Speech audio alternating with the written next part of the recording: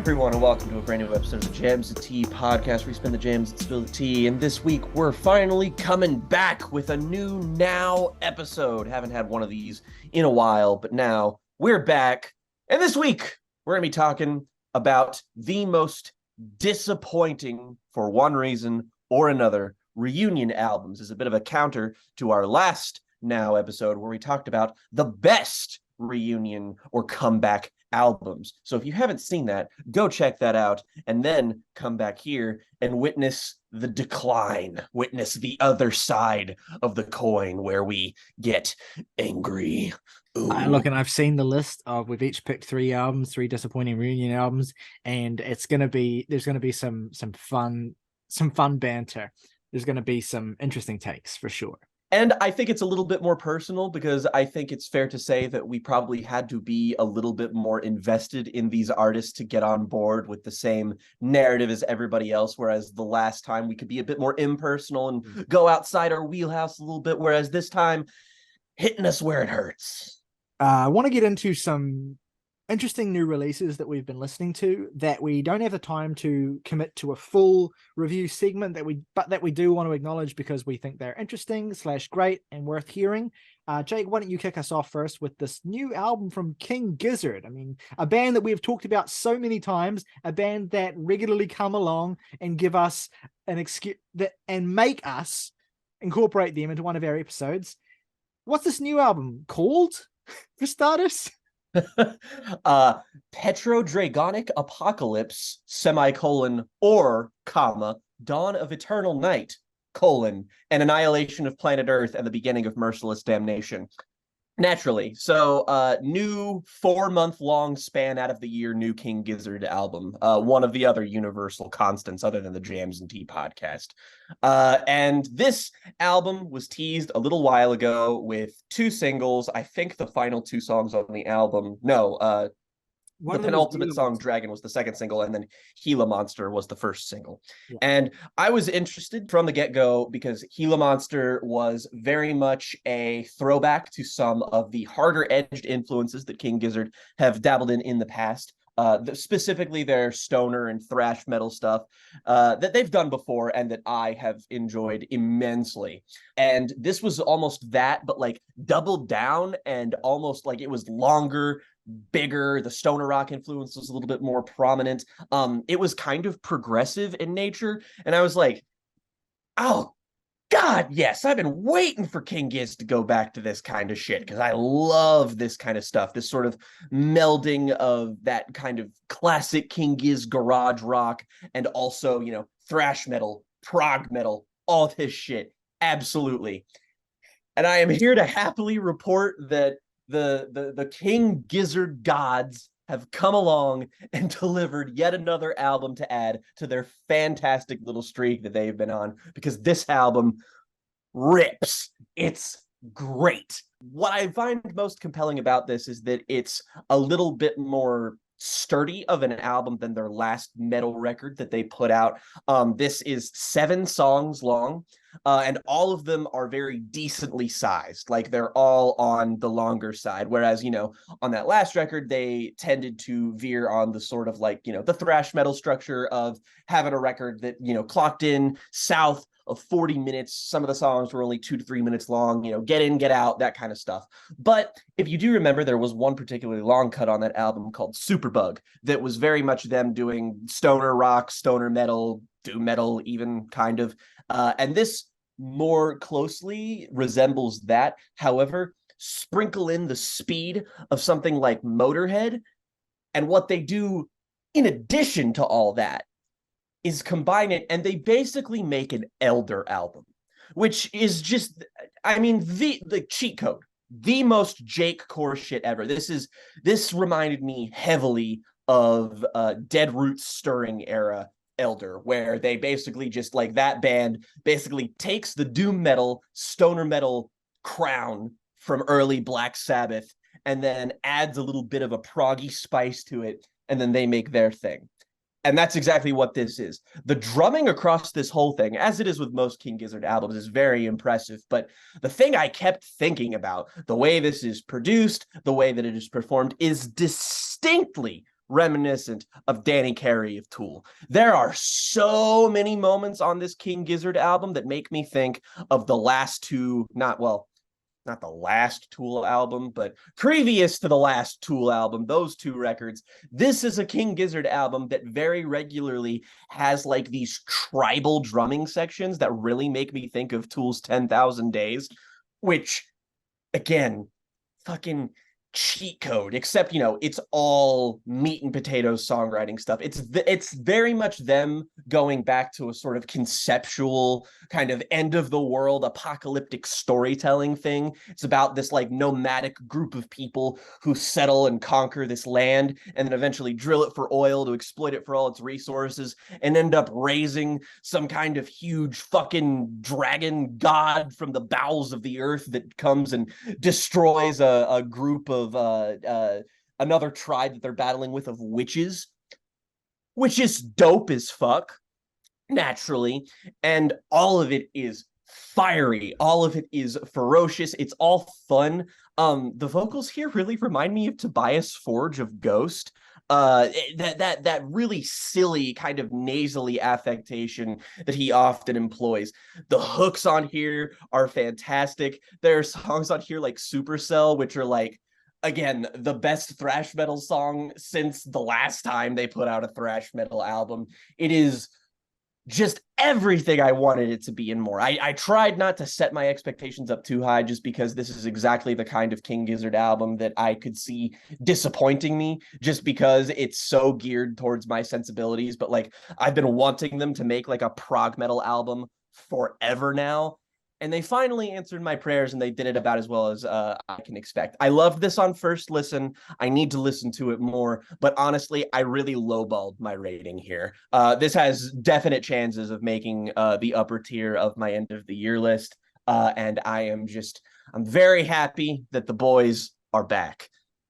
They've consistently been a band that, while at heart a stoner rock band, like with psychedelic tinges, however you want to describe the core of what King Gizzard is, they've consistently fleshed out and embellished their strengths into, areas that are, slightly outside of their warehouse more and more and more.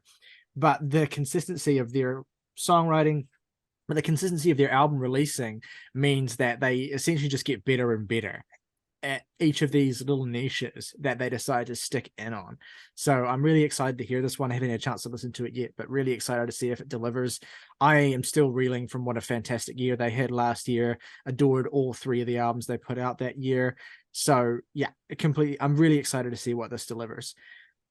One album I want to shout out that I quite enjoyed this week because we've got two albums that Jake and I have both listened to that we're going to get to very shortly and kind of go back and forth on a bit.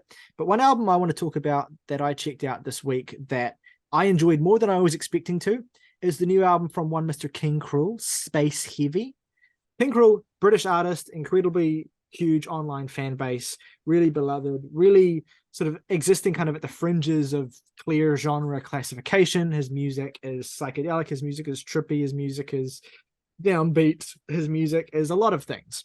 And very few of the things that King Krule has done have really landed with me in the past. His first two albums, especially the critically acclaimed The Ooze, bounced off me, unfortunately. There's just something about King Krule's particular aesthetic and King Krule's particular style that I find grating or that I find unengaging, particularly at a length of time as demanding as what The Ooze gives you.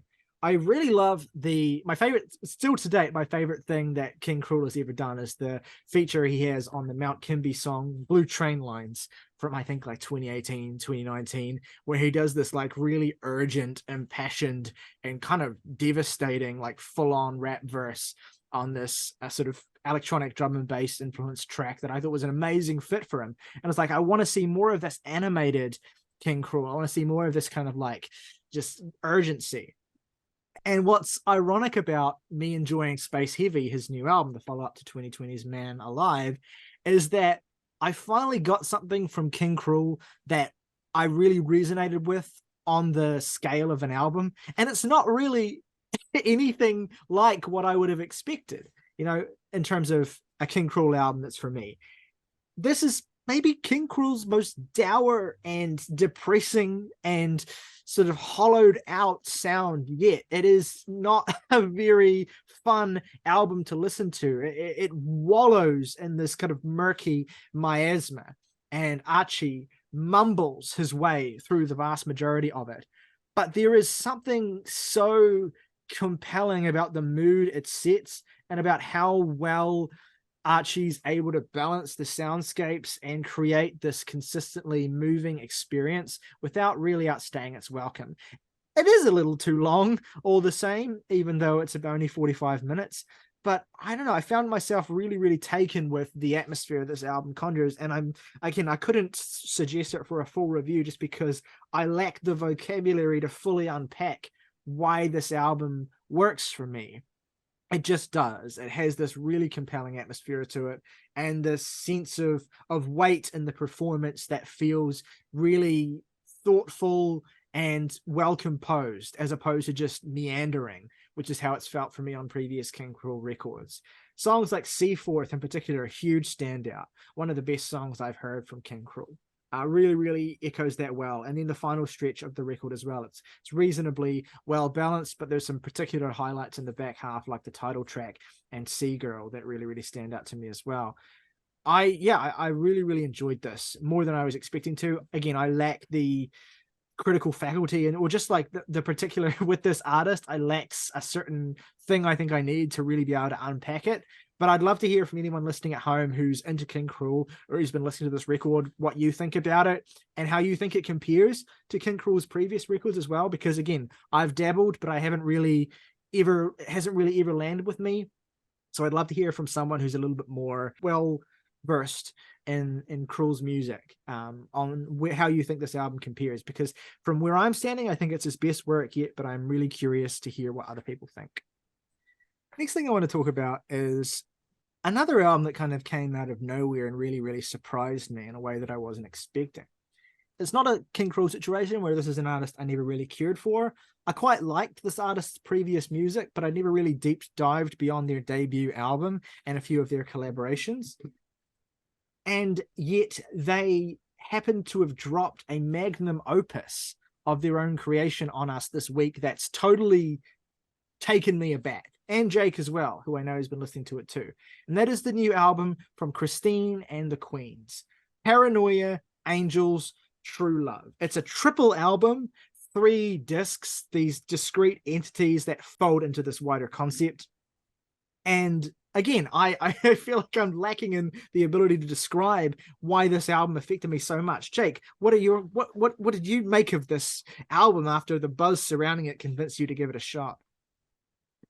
Well, you say that, but it was originally your pitch that kind of your description of it that made me want to listen to it in the first place, where you said, this is like if Kate Bush made Donda. And I was like, right. all right, I gotta see what this shit's all It's about. kind of a little bit more like if Elizabeth Fraser made Donda. But yes, that's even better. And I was just like, okay, I'm familiar with Christine and the Queens purely because of their feature on Charlie XCX's Charlie album, one of the best songs on that record for what it's worth. And I was like, okay, I'll check this out. I've never heard any of their albums before, or I'll just listen to this. And then I was like, oh, it's a triple album. And may I say, if you're thinking that is holding you back from listening to this, I can't deny and say that it's not long. It's 90 minutes. But again, for a triple album and an album that's 90 minutes long, this kind of breezes by. Like, I didn't really feel the length of this thing at all, frankly. Like, and if you need to space it out, I think the 3 distinct discs of it are pretty solid, definitive statements in and of themselves. So, if you got to do what you got to do it, because this is absolutely worth hearing. Like, the first thing I thought of was, in fact, Portishead when listening to this on the first song, Tears Can Be So Soft. I mean, this is just like a dummy era Portishead song. And it's not the last time that the trip hop influences will pop up on here. That first kind of disc is a great introduction just because it sort of lures you into this very sparse, but still also paradoxically, I guess, kind of dense sound where it's very much centered around the main vocal performances, which are spectacular. They are on the more eccentric side of things, to be sure, but they're not difficult to wrap your head around. I mean, again, in the same way that Elizabeth Fraser is also very compelling, there's just never a point at which this album really drops the ball, honestly. Like, the first disc is really solid. I think that the second disc is a little bit more, it contains slightly higher highs, but is maybe just a little bit like I'd say that the first disc is just a little bit stronger. And then the third disc is fucking excellent. Like, holy shit. Songs like Lick the Light Out, to be honest, the closer Big Eye, like, oh my God, some of the best alt pop I've heard in fucking ages. And I'm just a real sucker for this sound. Again, this really darker, dreary, slow alt pop that, again, despite sounding kind of lethargic, doesn't really feel that way. And I gotta shout out the best thing on here for my money, which is easily one of the best songs I've heard this year. Like, I'm going to fight tooth and nail for this to make it on our end of the year songs list, which is the 7th song on here, track 10. This song is indescribable. This fucking trip hop, atmospheric drum and bass, prog pop, fucking hip hop, fucking jazz fusion, fucking everything is crammed into this long ass song, and the whole thing is incredible. All of it is mired in this feeling of, like, there's definitely a sense of mourning on here. I need to listen to it more just to, like, get into the themes of it, but it's just like there's a real sense of a presence being important, you know, to the main performer here, that's just very, like, yearning, I guess, but it's also very, very queer, immensely queer. It's all the kind of things I want an ambitious alt pop album to be. I was really, really flabbergasted by how much I loved basically this whole thing. It's not getting the push that it deserves from what I've seen. You totally owe this a listen, even if it sounds like it's too long. Like, fucking break it up into 3 separate listens, man. I don't fucking care. I would just say listen to the first disc, right? Because it's such a brilliant self-contained set, like, piece of music in and of itself, especially climaxing with track 10 as it does. Which, you know, incidentally, and maybe it's just the Charlie XCX connection as well, I can't get past the fact that Charlie and Chris both have songs called Track 10, which are both like climactic pinnacles of their respective projects. And in the case of Charlie, basically the fan favorite song of her entire career. But look, in the case of this album, Chris's vocal performance, the way he uses his voice, is 100% the fulcrum of the entire album. You know, it is, I think for some people, the sparseness of the arrangements here will leave you cold and will leave you kind of a little bit disengaged from it. And I accept that, and I'm sure that Chris accepts that, because it's just, there's an approach to this that's so deliberately stripped back and focused on just a few small elements. And certainly there are songs where you have a little bit more going on in terms of just the number of things in the mix. But for the most part, it is this heavy, just thickened space and this just colossal vocal performance, expertly mixed and recorded by Mike Dean for the most part as well. And that's partly where the Donda comparison comes from, but also partly because this is, at least in part, an album about Chris mourning the death of his mother. That's something that comes through pretty heavily in the lyrical content on this album as well. And of course, themes of sexuality and identity, as you would expect from a heavily queer project from a trans artist. But there's really a lot of different facets to what this thing does. There's there's a moment on here where Chris is just singing melodramatically about being friend zoned over a sample of Pachelbel's Canon, and it's just the most. It's so good. It's the most extra shit that I have heard on an album this year. It's like so, like, simultaneously tasteless and over the top, but just like perfectly suited to the style. And what's interesting about this is that Chris used to be a synth pop artist. You know, Chaleur Humane has amazing debut album, which was a hugely successful crossover French pop record. You know, that's got enduring singles, very, very popular songs that were, you know, huge on alt pop in the mid 2010s. And this is just like a completely new arena for Chris. It's just a completely new sound that he's been sort of sculpting towards. There was a prelude to this album that came out last year that was kind of setting it up, but this is the kind of full arrival of the 3-act beast that this is. I fall back on cheap comparisons, like this is like if Kate Bush made Donda, because it's the kind of album that just is all about vivid impressions for me when I listen to it. Mm-hmm. You know, there's a quality of Elizabeth Fraser and Chris's voice. There's a heavy quality of Zola Jesus as well. And Chris's voice, in fact, in many respects, this is the kind of the album that I wish Zola Jesus had the kind of capacity and the kind of backing to be able to make, because it feels like, you know, the kind of thing that I've wanted from her for a while. But, you know, not to rest too heavily on these kinds of comparisons, because I know they cheapen all the artists involved, but it is just, these are these things that I draw from and I think, oh god, this reminds me of what I love so much about this and what I love so much about this, and it's all melded into this just demanding but striking experience.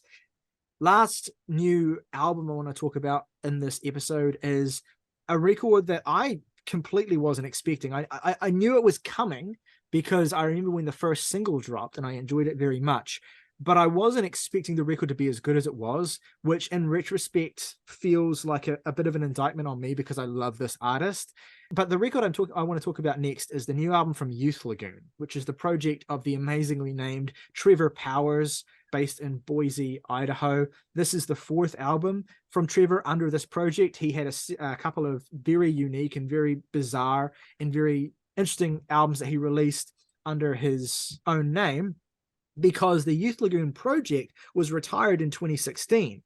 And for anyone who doesn't know, Youth Lagoon, one of the big sort of bedroom pop, blog pop bands of the early 2010s, came out of the chill wave, they're not a chill wave band, but they came out of the kind of the wake of the chill wave scene and bands like Waves, for instance. But with their debut album, The Year of Hibernation, they carved out a space and essentially demanded the attention of the blogs with this incredibly intimate and beautiful and heartbreaking and arresting just masterpiece, honestly, that captures the fragility of being a teenager.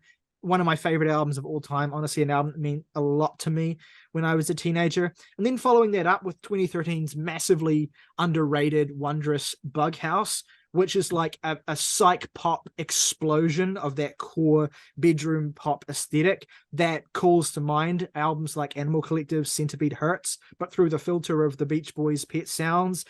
I adore that record so much, and it gets so little discussion now when Youth Lagoon's brought up that I want to shout it out too.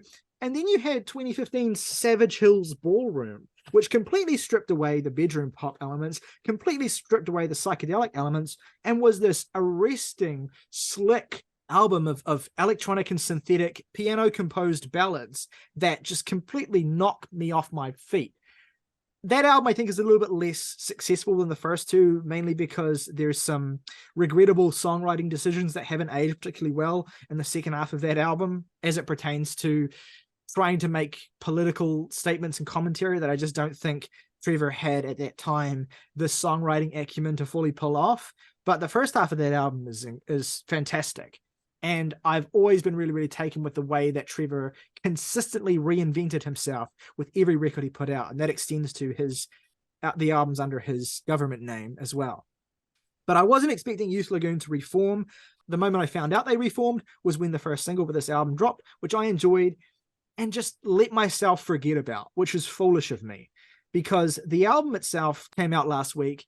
Heaven is a Junkyard, and it is fantastic. It is a complete return to basically everything that made Trevor's music so impactful and personally important to me as a teenager, while absolutely showing the difficulty of the life that he's lived up to this point and the place that he's at now, having survived a devastating illness that took his voice, and finally returning to this project that he once retired to express himself in a way that, again, completely reinvents the sonic palette of Youth Lagoon, but totally fits in with the broader narrative of what that project is all about.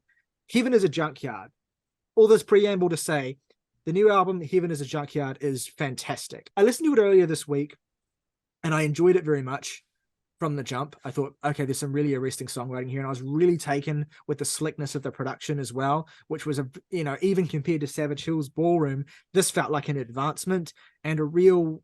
I just never expected to hear a Youth Lagoon album that just sounded so fully and completely like it belonged in 2023. They're just such an artifact of the 2010s to me. And to see Trevor coming through with a record that feels so current and feels so of the moment and feels so urgent without capitulating on any of the personal history that the record covers and the particular styles that he's crafted that are very much of a bygone era.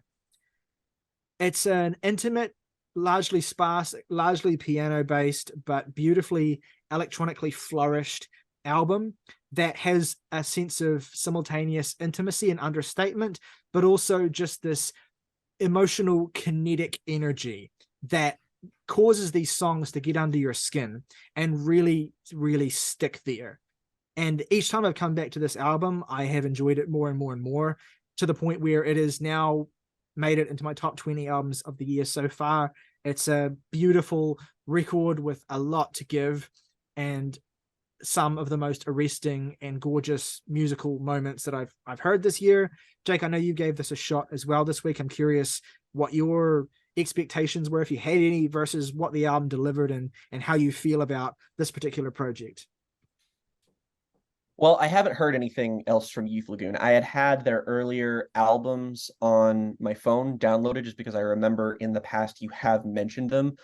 But they are also a band that, again, very much comes from that indie kind of blogosphere scene that today is a bit, more arid, I guess, than it used to be. So if you're not already on the pulse of what this is, it's not really something that's at the center, the forefront of music culture and discussion. So I was just basically like, okay, I'm gonna listen to this because Ryley really likes it and was looking forward to it, and it sounds cool. I don't really know what this is even gonna sound like. And then I threw it on. And yeah, this is an album that I don't really think I'm done with, just because it's simultaneously, I guess I would say it's musically quite immediate, but lyrically I still want to get more of a firmer grasp on what's going on there. But this is a fantastic album. It is definitely distinctly has that sort of bedroom pop quality to it. It is very polished, very distinct, even kind of bright in places, but it never loses that sort of homespun edge that you would want from something like this. But there's also moments on here that are just, I mean, they're fucking stunning. What late album highlight, and probably my favorite song on here, Mercury. I mean, it's basically a moon-shaped pool era Radiohead song. The strings on here are fucking gorgeous. The sort of lilting vocal presence that he's got throughout the entire album, like minus the more traditional charismatic vocals, this actually reminded me of like a bedroom pop, like early Father John Misty, kind of.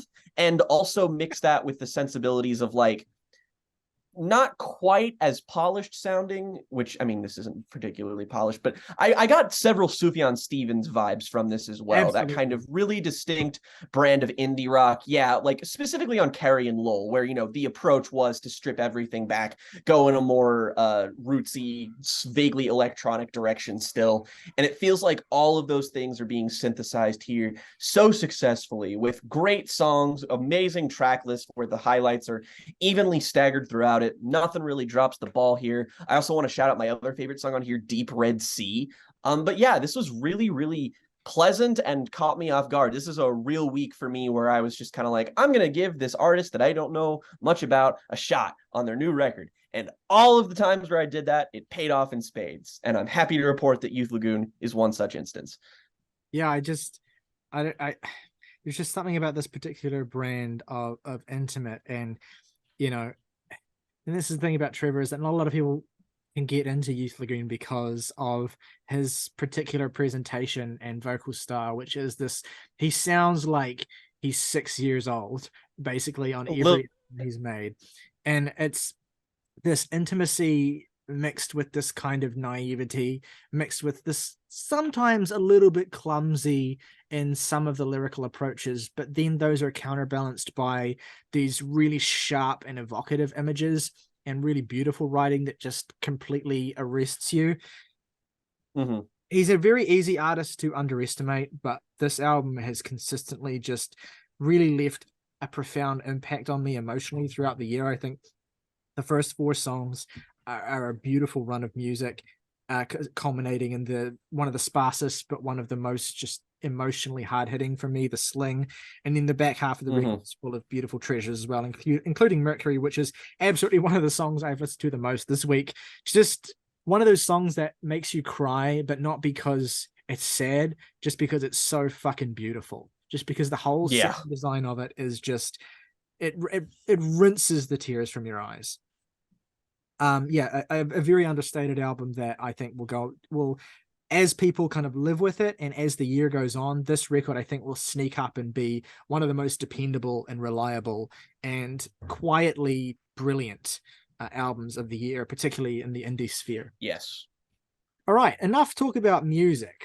Let's take a bit of a detour now into movies, video games, and television. And I'm going to take a bit of a step back here because this is not my particular area of focus. I haven't really been paying much attention to what's been happening movie-wise, video game-wise, or TV-wise lately. I want to give the stage over a little bit here to Morgan and Jake, but particularly Morgan, who is been avidly consuming certain films, certain games, or certain game announcements, and certain television. And turn over to you to give us the goss a little bit. What's been happening, and where do you want to start, basically, in terms of what you want to talk about this week? After seeing good word of mouth, and basically for like the first time in Blizzard's career, modern career anyways, that it was functional on release, I decided I'm to shocked. I really am.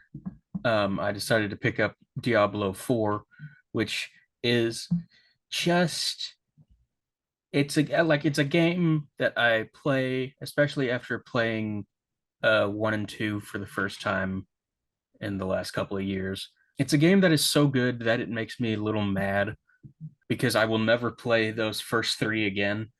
There's simply no need. Maybe I will make a run through the first one because that game is so antiquated that it's like a different experience unto itself at some point or another. And provided Blizzard doesn't royally fuck it, which is always a possibility. Which they are known well for doing. This is going to be a game that I mean, God knows how many other people will be playing for years.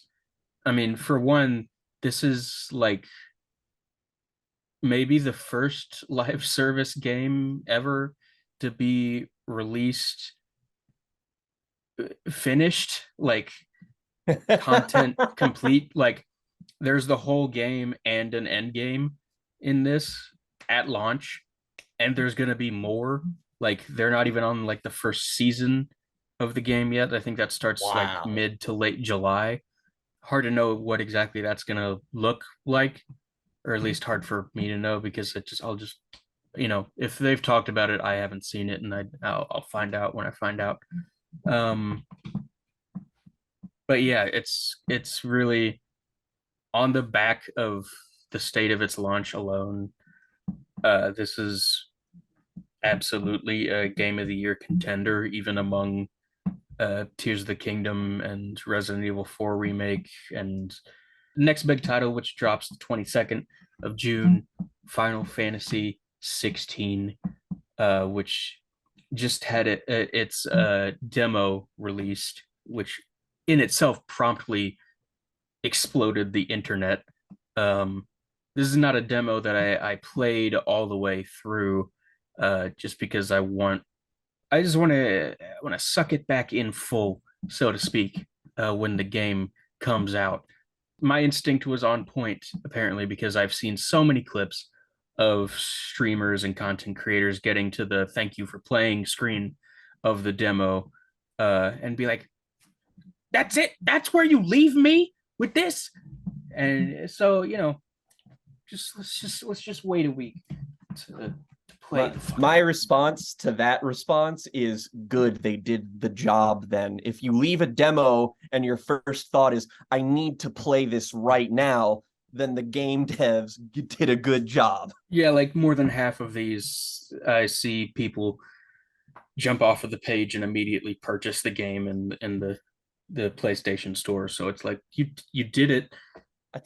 Also, another game that's notable for not being in, well, I mean, it's not out yet, but I mean, from the outset anyway, it looks like that this game's development period and overall, marination is going to yield it to be a more complete game than Final Fantasy 15 was upon launch, which was Oh yeah, also notable for being quite incomplete when it came out.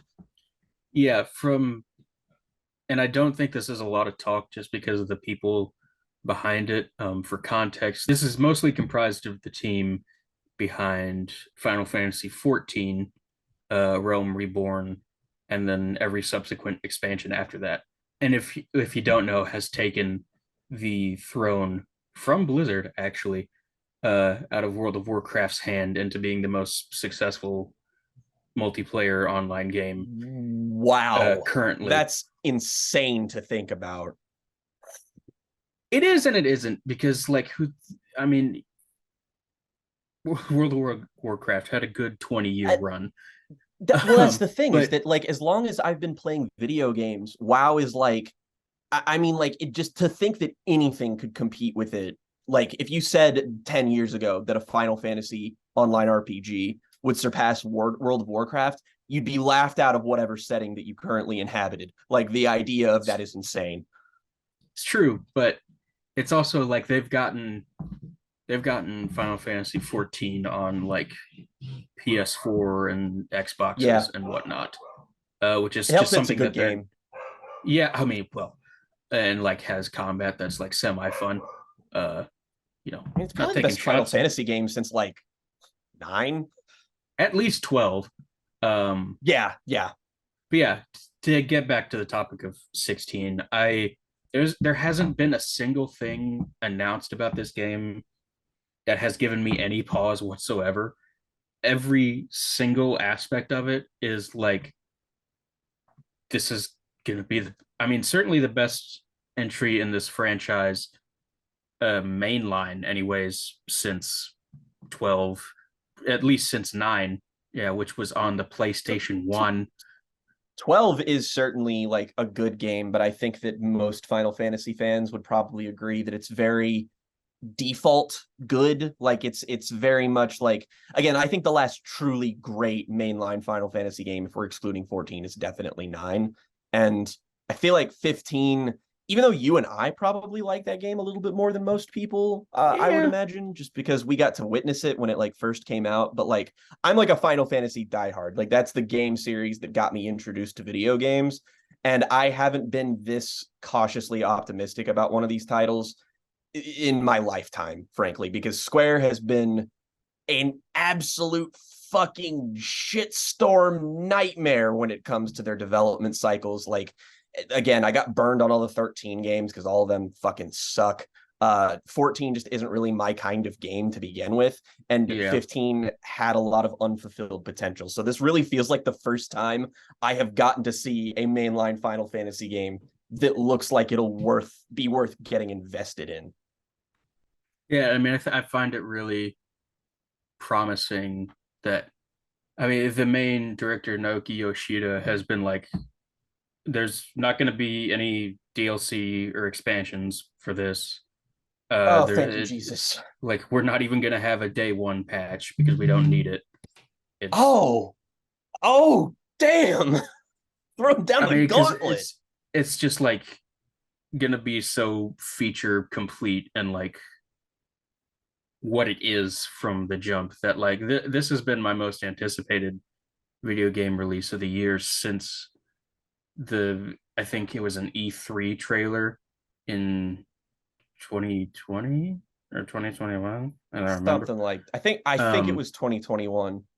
But like whatever year it was coming out, that this was going to be my most anticipated release of the year, and that certainly has not changed. And I'm just, as great as Diablo 4 is, it is basically the thing that I'm playing right now to pass the time until Final Fantasy 16 comes out. It has been officially announced that Persona 3 Reload is coming to Xbox Game Pass, Xbox One, PS4, PS5, and the Switch.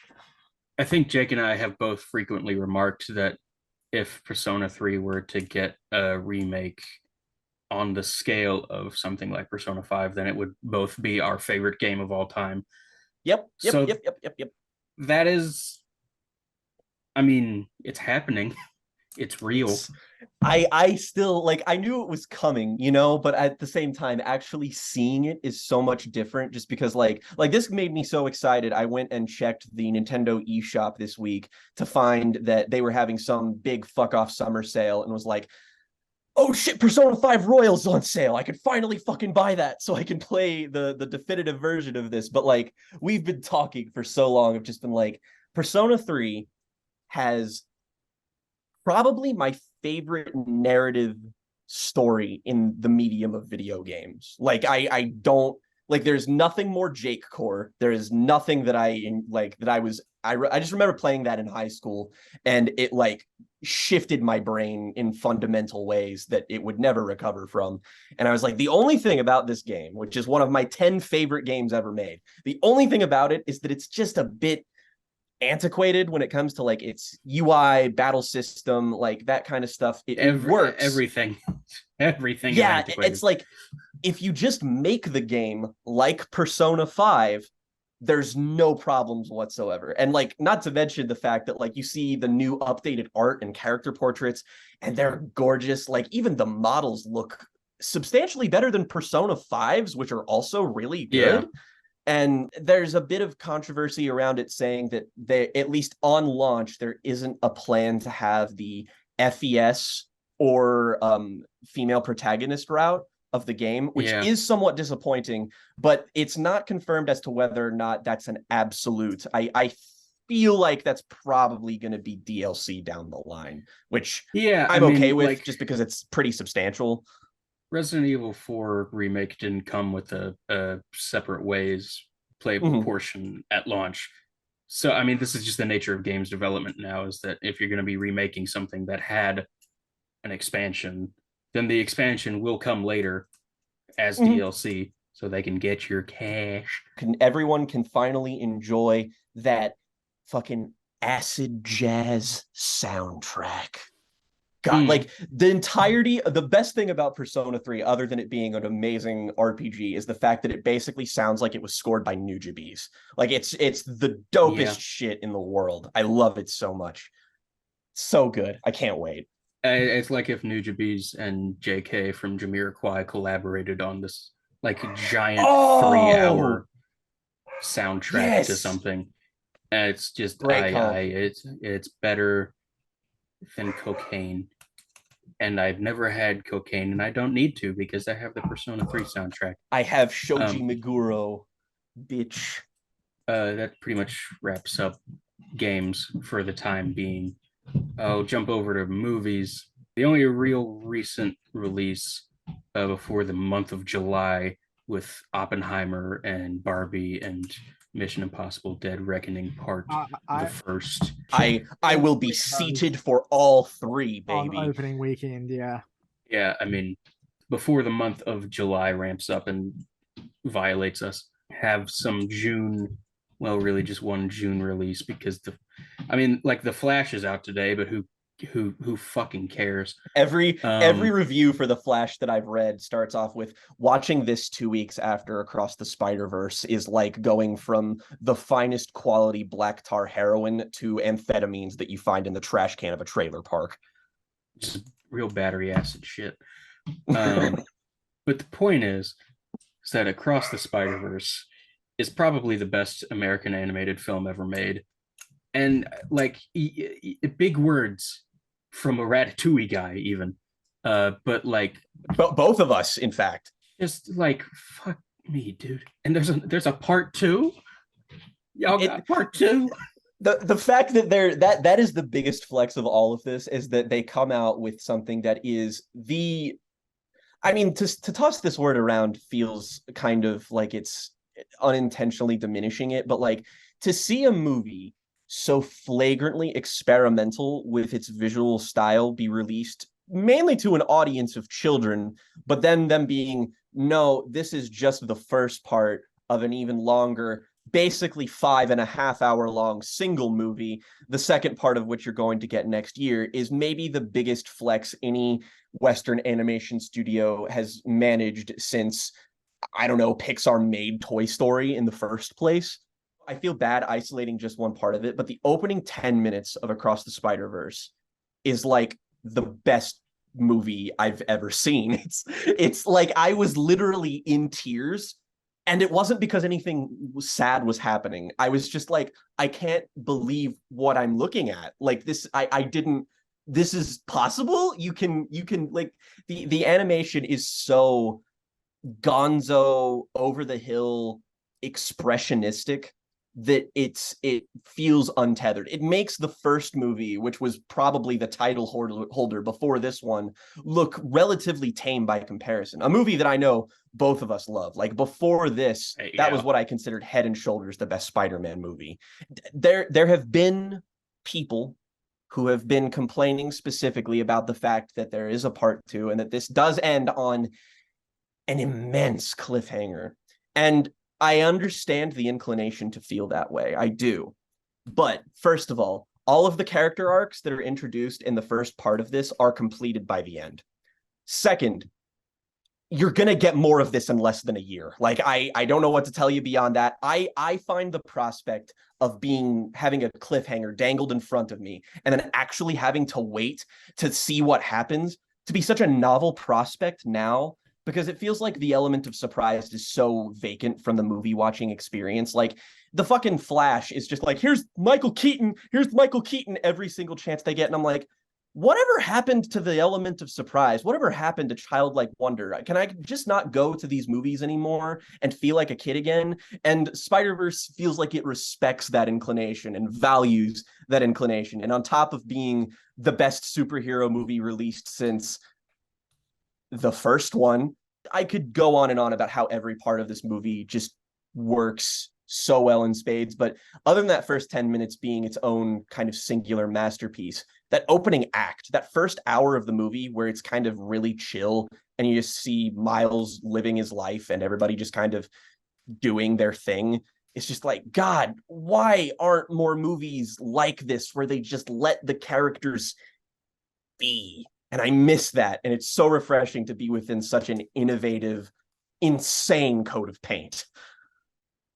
Talking about this movie is actually kind of infuriating because there's no way to do it in any measured, reasonable way.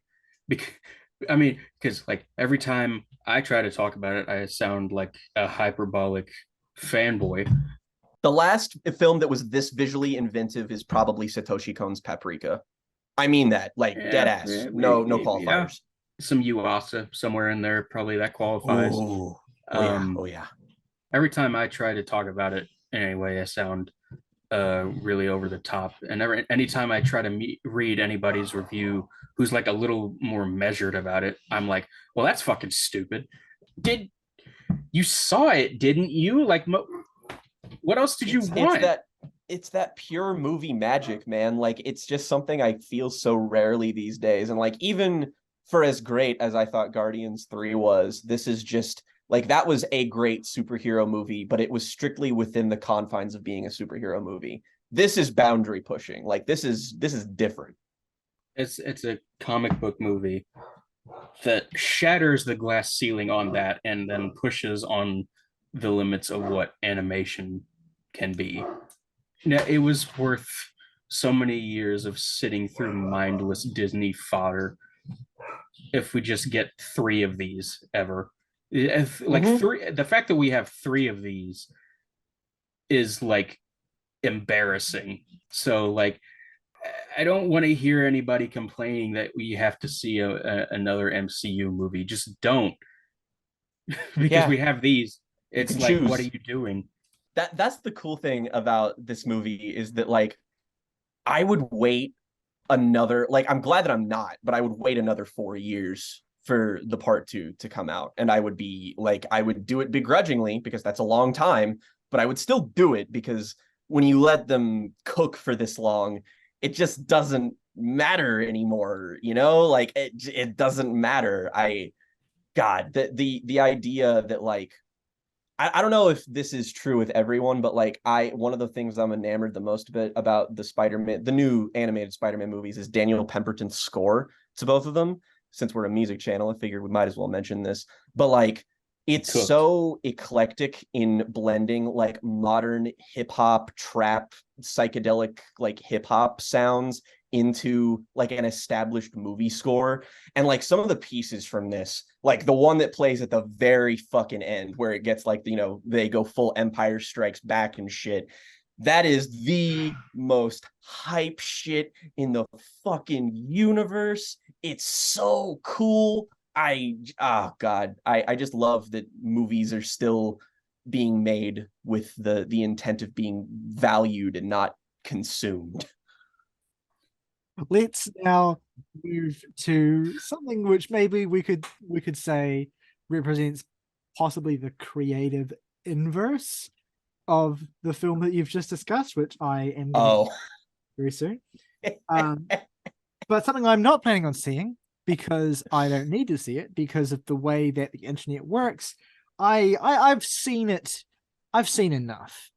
And that, of course, is HBO's latest hit show, HBO's follow-up to the mammoth gauntlet of what are the shows they've had in the last year, like House of the Dragon, Euphoria, Succession, Barry. Succession. And now we have the latest, The Idol, which we've been waiting for with bated breath ever since we the next heard Sam Levinson masterpiece. Ever since we heard that Auteur Supreme, Mr. Samuel Levinson, would be teaming up with none other than, don't call him The Weeknd, it's Abel Tesfaye and Lily Rose Depp for this truly provocative and innovative look at the shallow realities of the Los Angeles music business star system. What if the arts and entertainment industry was secretly a dark cabal of people pulling strings and being evil? Ooh. It's not even as interesting as that. Jesus.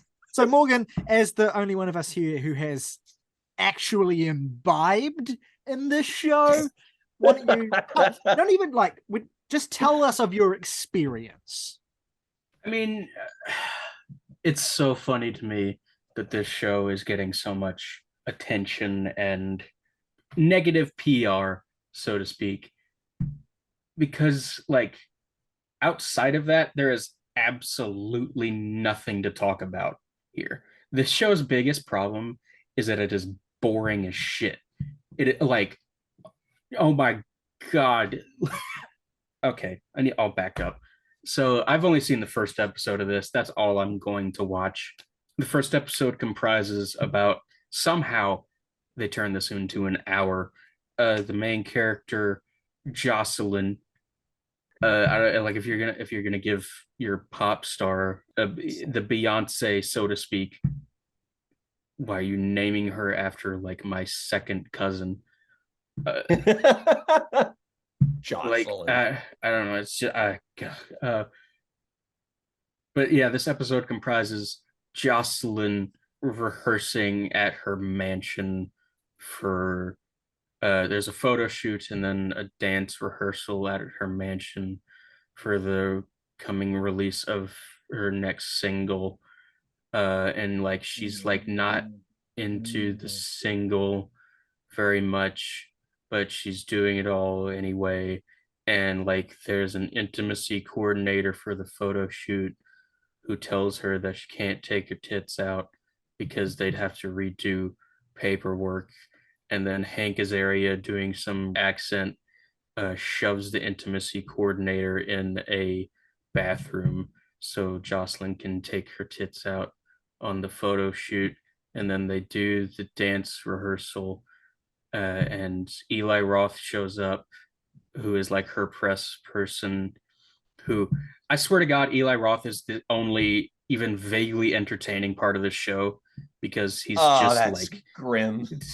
Well, I don't know. I actually like, I want to agree with you, but like he actually commands a presence which is just like this Fair enough. fucking coked out New York Jew that has landed in Hollywood somehow and That just makes sense for him. is, I don't know, just legitimately hilarious. But then Eli Roth shows up and is like, a picture of Jocelyn with some dude's nut on her face has leaked, and we want to keep this from Jocelyn as if she's not going to find out in like 10 seconds anyway.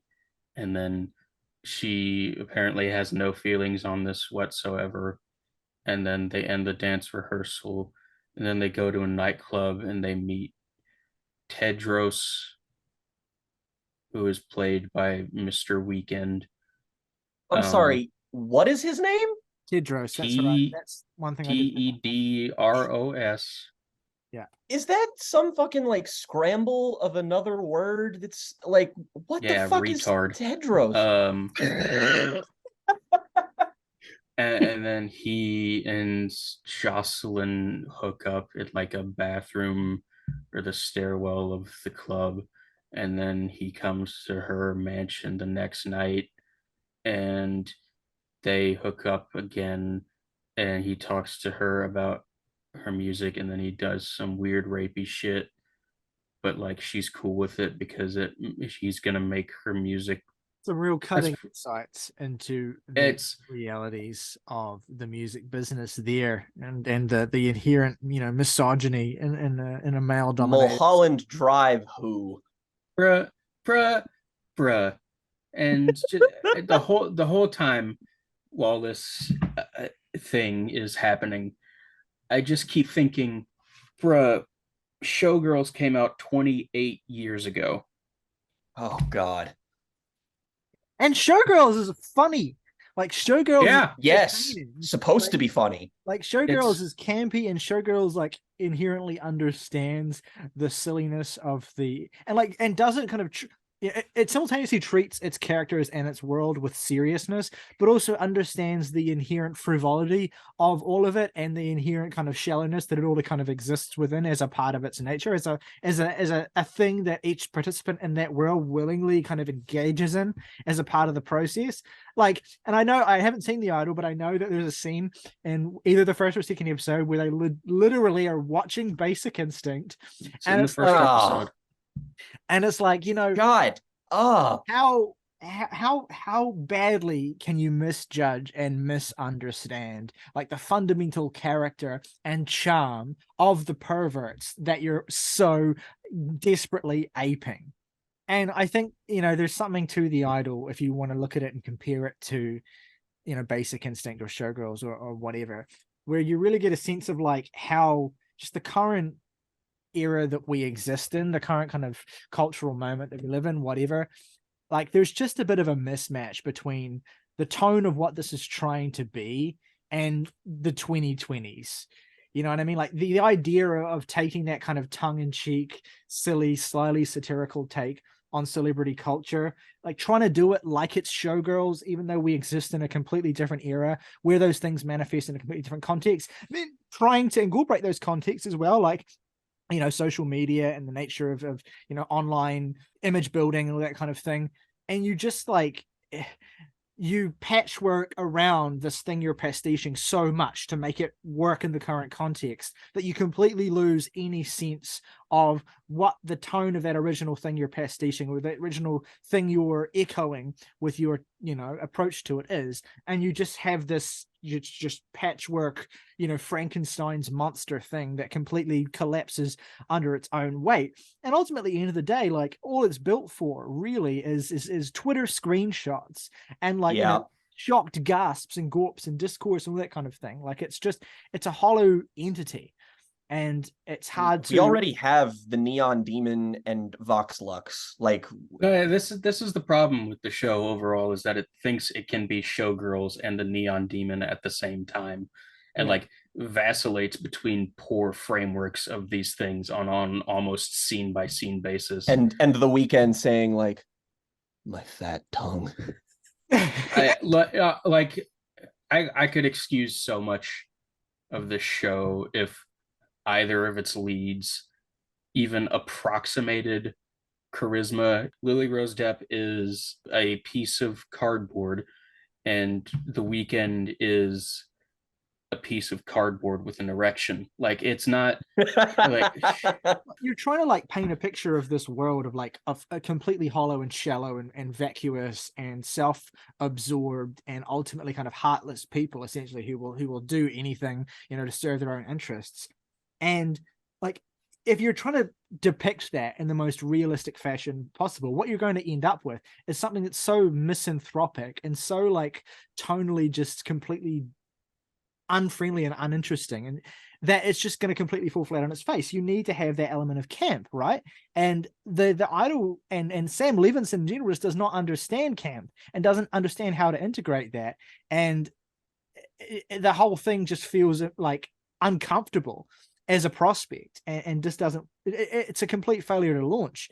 You know, I think it's interesting that the Neon Demon reference, because like it does feel to me like for a while now, Abel Tesfaye has been kind of like trying out to be in a Nicholas Winding Refn film or TV project, like down to the music that he's made, the you know the Night Call core, you know, sort of drive soundtrack inspired direction that his latter era music has taken to the One-O-Trix Point Never. Yeah, exactly right. And it's kind of embarrassing to see him like so desperately wanting to be a part of that, or so desperately wanting to kind of like meld himself into that lane and ending up teamed with fucking Sam Levinson for this shallow, you know. Part of it is that perverts aren't made, they're born, you know? Like you just kind of have to be that way, because if you try to be that thing, then you end up playing fucking Turok the Dinosaur Hunter, whatever his fucking name is. That you end up just being a sheet of fucking paper. if his name was Turok, this is a 10 out of 10 show. Yeah. Anyway, that's it's like, to offer a bit of a counterpoint to your position, Riley. I think what the show is missing is that it would be more realistic to be campier, because there has to be something to like magnetize people to this industry in the first place, because like there is nothing here, not even the ridiculous displays of wealth and opulence that looks even slightly appealing with your eyes squinted. Like there's nothing to it. The way that it's depicted here is like no one would ever choose to live like this. Compare what this is trying to do with the like massive success of a show like The White Lotus, for instance, which is like a similarly kind of like, you know, class satire sort of thing, but it has its tongue so firmly in its cheek, and it's just so, you know, ridiculously over the top about what it is, that it has endeared itself to so many people. I mean, I haven't sat down and watched that show, but I've gotten a pretty good understanding of what it is, and a good understanding of why it appeals to people just from seeing how people talk about it and from seeing the memes and the references that it's generated. And, you know, the Idol, and maybe it helps to, in the case of the Idol, it's not trying to like do that tonally, but it feels like it's trying to capture some of that zeitgeist that spun off from that style of show and is just kind of swirling the drain, completely missing the point of all of it. You know, you cannot be Perfect Blue and Showgirls at the same time. You just can't. It's not possible. White Lotus is a show that's an example of art that knows it's trash. And then there's The Idol, which is trash that thinks it's art. Go to bed. All right. Let's move into our main discussion topic for today, which is the most disappointing reunion albums. Albums where a band came back after a lengthy hiatus or breakup to reinvigorate themselves and kind of re-emerge into the landscape of music and just didn't quite stick the landing. Now, a real important qualifier is that, you know, you don't have to personally adore the bands in question, but you have to believe on some level that they are great bands that made a significant contribution to music that you can get on board with, and that miscalculated in their reemergence and created something that either in trying to develop them and kind of push them into new directions, or in trying to recapture old glories, just missed the key elements that made them good in the first place, that made them strong and appealing in the first place. And this is, as Jake said earlier, a kind of counterpoint now episode to our previous one on the best ever comeback albums, re-emerging, not necessarily a reunion albums in that episode. It was more just an example of an artist who had gone through a particular period of a kind of downward slope in their artistic trajectory, who reinvigorated themselves in a really, really powerful way. And so this is kind of an inverse to that. We don't like to hang in the negativity too much, but I think it is interesting to do a little bit of an autopsy on the moments where the attempt at re-emerging, the attempt at re-establishing just didn't quite pan out the way that we would have wanted it to anyway. But of course, in many cases as well, in a way that universally wasn't recognized as being very good. So let's dig into that. We've each got 3 picks each, and I think that the full list is quite eclectic, diverse, and illuminating. So let's get into it without any further ado. Jake, what is your first pick today for most disappointing reunion albums, and why? It's a sad thing that the more negative side of this topic is the place I come from, a more personal level, I suppose. I can't deny that there are lots of bands that we all like that definitely have periods where they go for long stretches of time without releasing music, or just off the radar, or just they release stuff very infrequently. So it opens up the door to this possibility for a lot of bands. And I'm glad that I've picked all 3 of my picks today, because they're albums that are worth talking about and acknowledging, but in any other context we could cover them just probably wouldn't be as apt. But my first pick on here is an album from a band that we regularly make fun of all the time, despite the fact that all of us are conversely fans of this band. I'd say, well, you're talking about Tool, right? And I'd say that yes. I'd say that we make fun of them in the sense that we poke fun at some of their sillier elements, but it's a kind of fun that we poke that comes from a place of love, that comes from a place of you can riff and talk shit on someone that you're really, really close friends with, because there's a shared energy and an understanding there. And I think that's kind of the place we come from when we're kind of ripping the shit out of Tool. It's a place of love, and simultaneously an acknowledgement that they don't quite always stick the landing. I like Tool. I'm in no way a Tool fan. We've already kind of, given away the game here, but, I'll even stand up for albums like 10,000 Days, which gets comparatively a lot less love than, the titanic masterpieces of Anima and Lateralis. 10,000 Days is actually still, I think, my favorite Tool album. But Tool, they're a band that are kind of quite an anomaly. They kind of spearheaded that sort of revival of prog and prog metal bands and their commercial viability in the 90s and 2000s. And Maynard is one of the most interesting voices in rock music, both artistically and sonically. He has a great voice, but he spearheaded this kind of movement that felt like a lot of other bands kind of benefited from Tool's rising tide, bands like Porcupine Tree, for example, but also on the industrial side of things, Nine Inch Nails, another band that probably has a lot of overlap with Tool fans, etc., etc. So it's hard to understate or even live in a world where, if you're more attuned to modern music and you weren't old enough to witness how popular Tool was, or if you just don't have somebody in your life who was around for Tool in their heyday, it's difficult to understate how big the hype was around this band, because they released Undertow, which did well, Anima, which did very, very well, Lateralis, which is seen as this totemic masterpiece, and then 10,000 Days, which is still looked on fondly by everybody. But that was 2005. And they had those run of records spaced out pretty evenly, But then once that album came out with 10,000 Days, radio silence. And it's not because Maynard James Keenan was gone from music. There were other projects that he, worked on, did some other stuff. But we talked about a perfect circle in this particular show before. Yeah. A perfect circle, a great example of a band that's also kind of could have even been used for this list, even though I like their reunion album. So 2005 is the last time Tool released an album, and everybody just begins to wait. Everybody's like, when the hell is the next Tool album going to come out? Because, I mean, understandably, they just kind of fall off the face of the earth, and they're not a very PR-centric band. You know, there's not a lot of interviews or a lot of communication as to whether or not Tool are even still an active band after a while.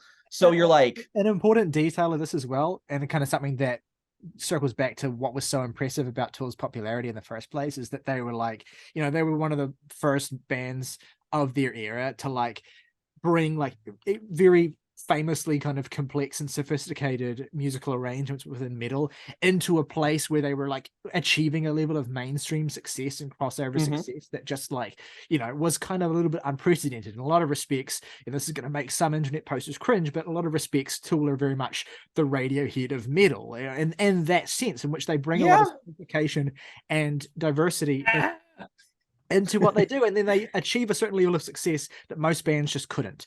And so my point here being that the radio silence after 10,000 days, you know, because of the nature of how Tool approach their art, you know, this, you know, heavy influence of numerology and of all these kinds of like, you know, wacky, weird, out there stuff, you know, that I am by no means in deep enough to really comment on. You have this fan base that are feverish. You have this fan base that are like, you know, Pepe Silvaing with their whiteboards like constantly. There aren't many casual Tool fans, you know, and a lot of it has to do with this band's appeal of being like, I think the reason Tool got so big were because at the time they appealed to a holy trinity of genres. People who were old heads who liked prog music could get into Tool. And a lot of people who, you know, grew up on bands like Rush and King Crimson, the old heads, they're going to like Tool. Punk fans are going to like Tool because they have a punk spirit about them. And Maynard is like, I mean, at his core, he is a punk. And also, you have that kind of industrial grunge kind of thing that was coming up then. So you have all of these pillars that this band is built on. And then they vanish. So every successive year after 2005, 2006, everybody's wondering, like, when's the next Tool album? Is there going to be one? We don't know. And then eventually, 13 years later, we get word that, oh, Tool are back. They're coming back with a new album, and they drop a single, the title track for their last album, as of right now, Fear Inoculum. And it's difficult to overstate just the amount of buzz and excitement around this, just because, I mean, this is a huge, huge band who have a fan base that feel like they're stuck way in the past, but they didn't really ever go anywhere. So this was like one of the first times a rock album, to me, like ever felt like it could have been like ushered in some kind of sea change, culturally speaking. And the thing is that I was really excited for this album because I had semi-recently gotten into Tool. And when they dropped that single, Morgan and I both were like, damn, okay, this slaps. This is pretty good. We were on board, okay, man. Shawty.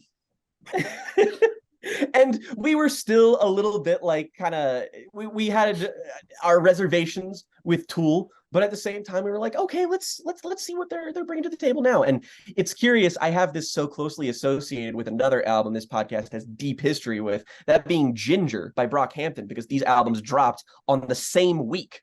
And when I was listening to Ginger that entire week, I remembered, oh, Fear Inoculum came out. I have that downloaded.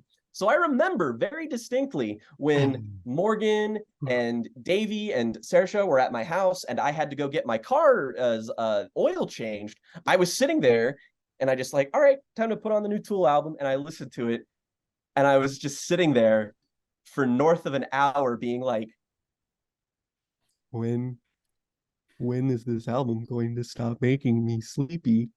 And then, in the words of John Fogerty, someday never came. I'll come out of the gate here and say that I still like the title track, Fear Inoculum, and the album closer, Tempest. I think those are two very solid nuts and bolts Tool songs. Everything in between those two songs that bookend the album, NyQuil, I'm done. Like this is the thing about this album is that it simultaneously exists in two disparate spaces. The first space it exists in is Tool trying to be what they've always been. And in that respect, this album is most similar to something like Lateralis. It's just that it's Lateralis with no flavor. The production is so unspeakably dry. And I don't understand why this decision was made, just because you go and listen to a record like Anima, for instance, and it's like, that's a dirty, dingy, murky album that, like, I mean, the at its highest fidelity, it sounds at best, and that's part of its charm.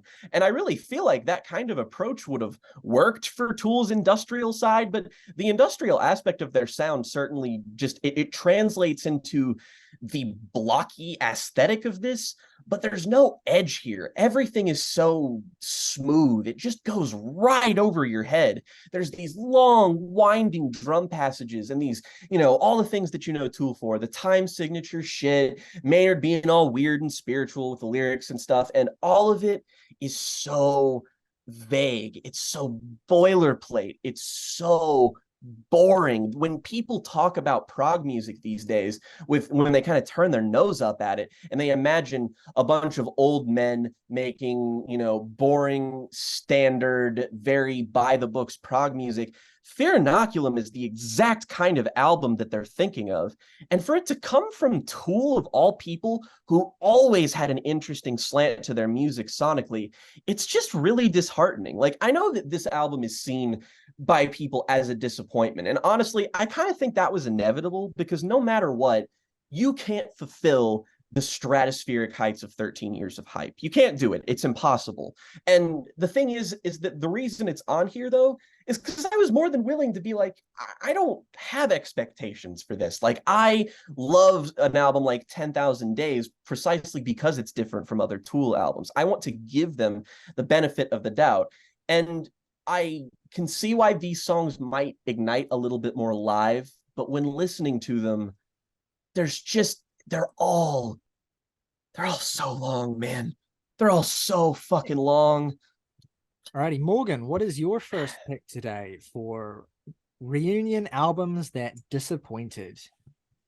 Yeah, the first album I'm going to shout out today is an album from two musicians whose dick we simply cannot get ourselves off of. Cedric Bixler-Zavala and Omar Rodriguez Lopez. In particular, the reunion album of At the Drive-In, Interalia. This is not exactly new or cutting edge take to be like Interalia is kind of mid. I think even Omar Rodriguez Lopez himself would tell you that's his feeling on the album, more or less. By his own admission, just his soul was not really in this one. And while there are a number of really exciting tracks on here, like Governed by Contagions, Incurably Innocent, I even like the first track, No Wolf Like the Present, pretty well. Those were about as good as ATDI reunion tracks as we could expect. And the rest of the album is pretty much, unfortunately, what most of us were dreading an ATDI reunion album would be, which is just sort of, nothing really stands out as bad on here, but it really only feels like they are just going through the motions for the majority of these tracks. It is like the textbook definition of disappointing to me. It kind of hits on an interesting element of the reunion album narrative that I feel like, whenever a reunion album comes out, you kind of talk about, like, what's the point of this? And it's a kind of dumb question, because in a certain sense, shouldn't making music just for the love of making What's music? the point of anything? But, when you're interrogating, when you're kind of reviewing albums and kind of taking them in as these holistic entities and within the context of a wider body of work, a gap, a breakup or a dissolution and then a reformation after a certain period of time, it's in itself becomes a part of that narrative, right? And you can't really just ignore it when you look at and analyze what the album is and how much it works. And a big part of that is because, especially if you've been waiting for it and you've been a part of that vacuum, that gap is a part of how you experience the album, right? It just doesn't come in a vacuum. It comes with the weight of expectations. Now, I've been a fan of At the Drive-In for like coming up on a decade. I heard Relationship of Command for the first time when I was getting into heavier music, again in 2013, 2014, rocked my shit. And as my appreciation for the craft of post-hardcore has sort of increased over the years, so has my love for that album. We did a fucking fantastic video on it. We have so many videos that I forget sometimes which albums we have done. But we have done an amazing video on Relationship of Command that I'm so proud of. But I never listened to Inter Alia until just this morning. I've always put it off for whatever reason. Maybe it's just like the kind of, the sense of how middling its reception was. But I know that there's some people that I follow online, and there's some takes that I've seen of people who are really staunchly defensive of this album and view it to be really underrated. So I know that this is not, an example of something that's been universally negatively received. The difference between this and something like Fear Inoculum is that, while Fear Inoculum, the context of Tool doesn't improve or make worse what that album is. Like, that album is uninspiring and uninvolving, at least from my perspective, no matter how you approach it. And I think if I just approached it, because I approached it as someone who was kind of neutral on Tool when that album came out, and I've since kind of become more of a Tool fan, and that hasn't changed my view of that album. Whereas I think that how you respond to Inter Alia, and feel free to disagree with me, either of you, how you respond to this record, I think, kind of does depend on whether or not you've heard the previous music of At the Drive-In and what level of involvement you've had in it. Because I would say so. To this album this morning, I thought this was pretty damn good. And I was expecting, I don't know what I was expecting, but I was really, I just thought this is really solid. It goes really, really hard. The songs have enough kind of groove and meat and compositional kind of density to them to not feel lightweight, but at the same time it has this kind of immediacy that calls back to kind of earlier punkier era of hardcore that I really, really appreciate. But then when you kind of think about it in the context of In Casino Out, and especially Relationship of Command, that's the point at which it kind of starts to seem like, this really does feel like a bit of a shrug. And I think an interesting way of looking at this is to compare it to the Mars Volta reunion album, which came out last year. I was going to say that, yeah.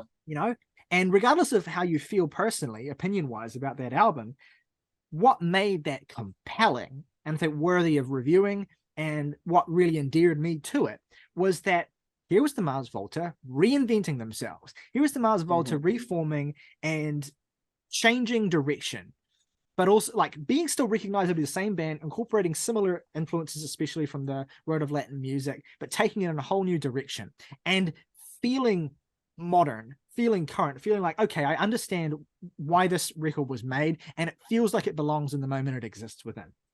The way I view Inter Alia is that, like, At the Drive-In and the Mars Volta, I feel like all of us will kind of agree is that, like, the bands of these two between each other, the main ones, At the Drive-In and the Mars Volta, is a bit dishonest because it's two people. Both of these bands are Cedric and Omar, and they, through their various side projects, explore their various inclinations. But when it comes to the core narrative of these two artists, it starts with At the Drive-In and it ends with whatever the most recent Mars Volta release is. And Relationship of Command is the apex. It's the top of the mountain. That, for their singular post-hardcore sound, that is them getting to a point of no return and them saying, the only way we can expand on this meaningfully is if we start a new project. And that's exactly what they did. They narrowed it down, refined it to its best elements, and got there.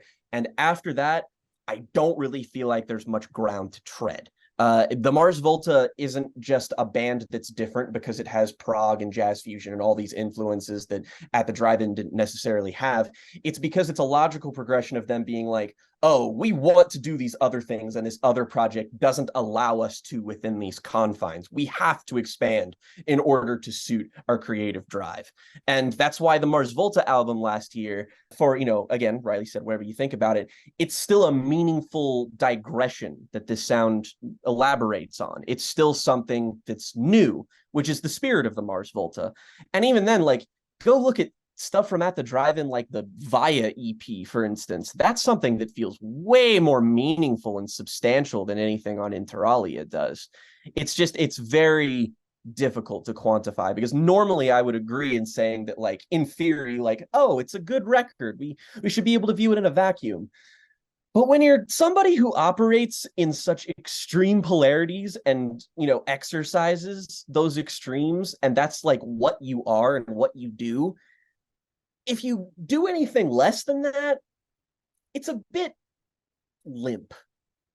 Right. Well, my first pick today is a bit of a weird one. It's in a weird situation for me as well. It's an example of a band that I completely loved, fell in love with as a kid, really shaped and informed my development as someone who's getting into British rock music and Britpop and the development and alternative rock music in the 90s in general, and a band that I just had felt a huge affinity for.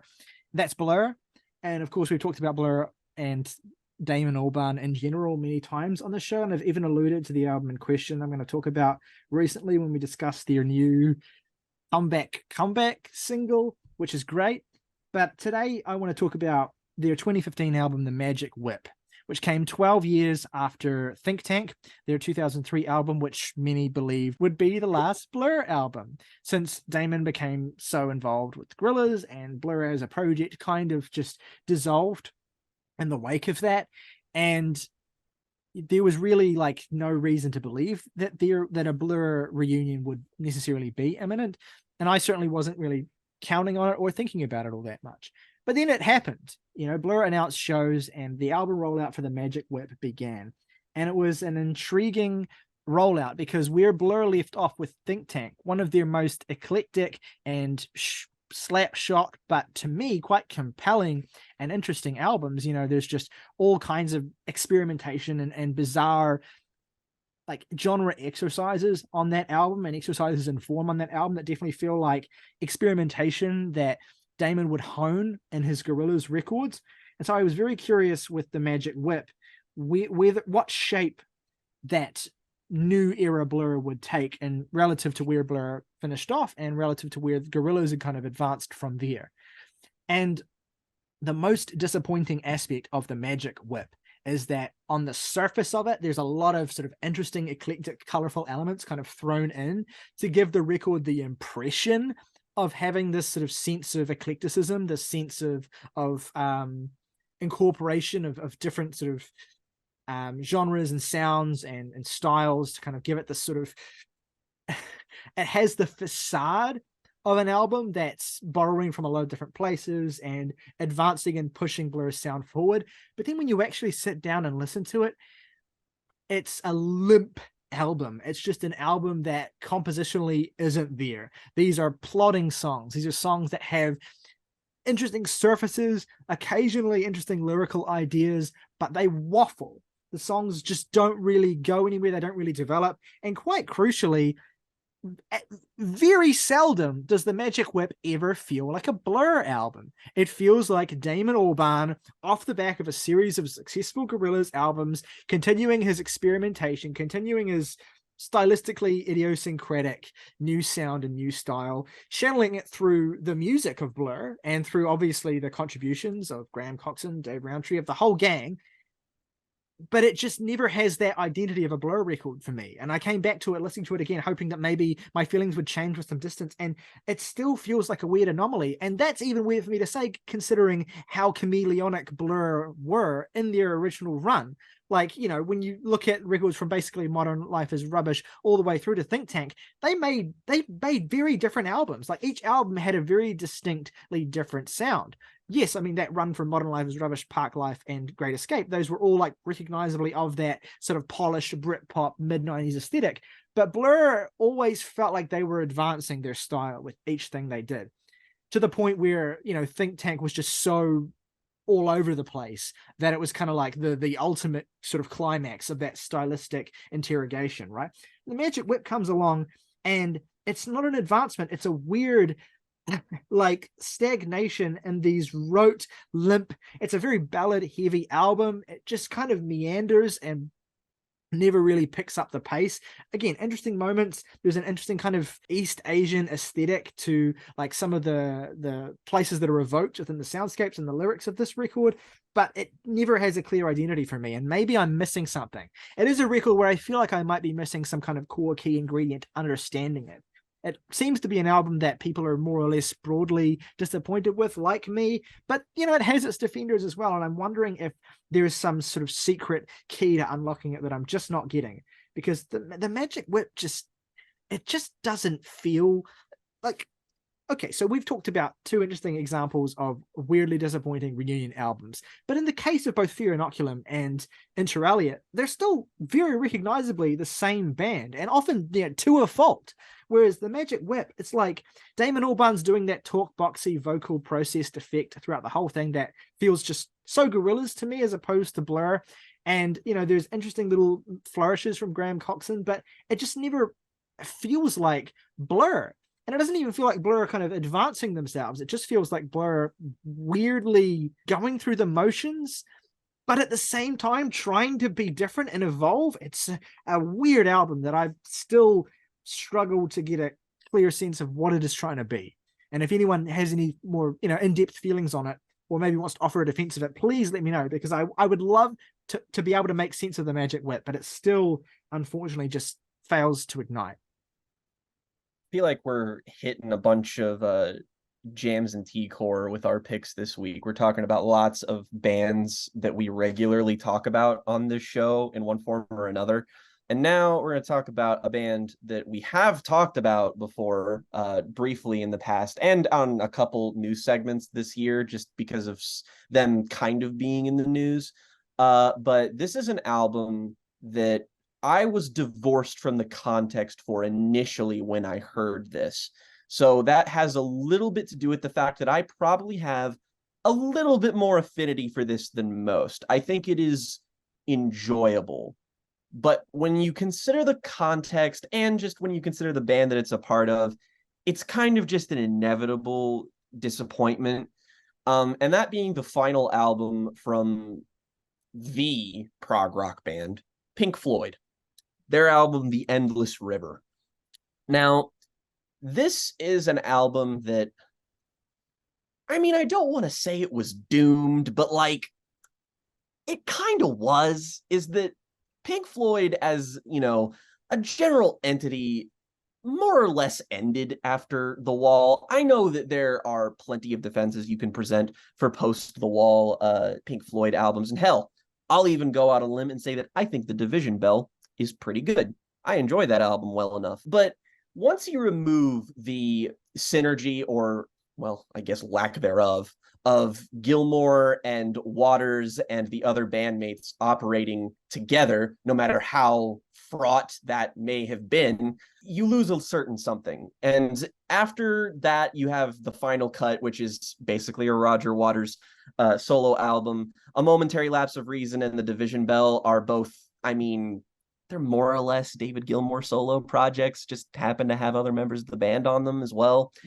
And they retain that kind of appeal. They sound a little bit more dated. They're very entrenched in the 80s and that kind of production style. They have more in common with 90s Genesis than they do actual Pink Floyd.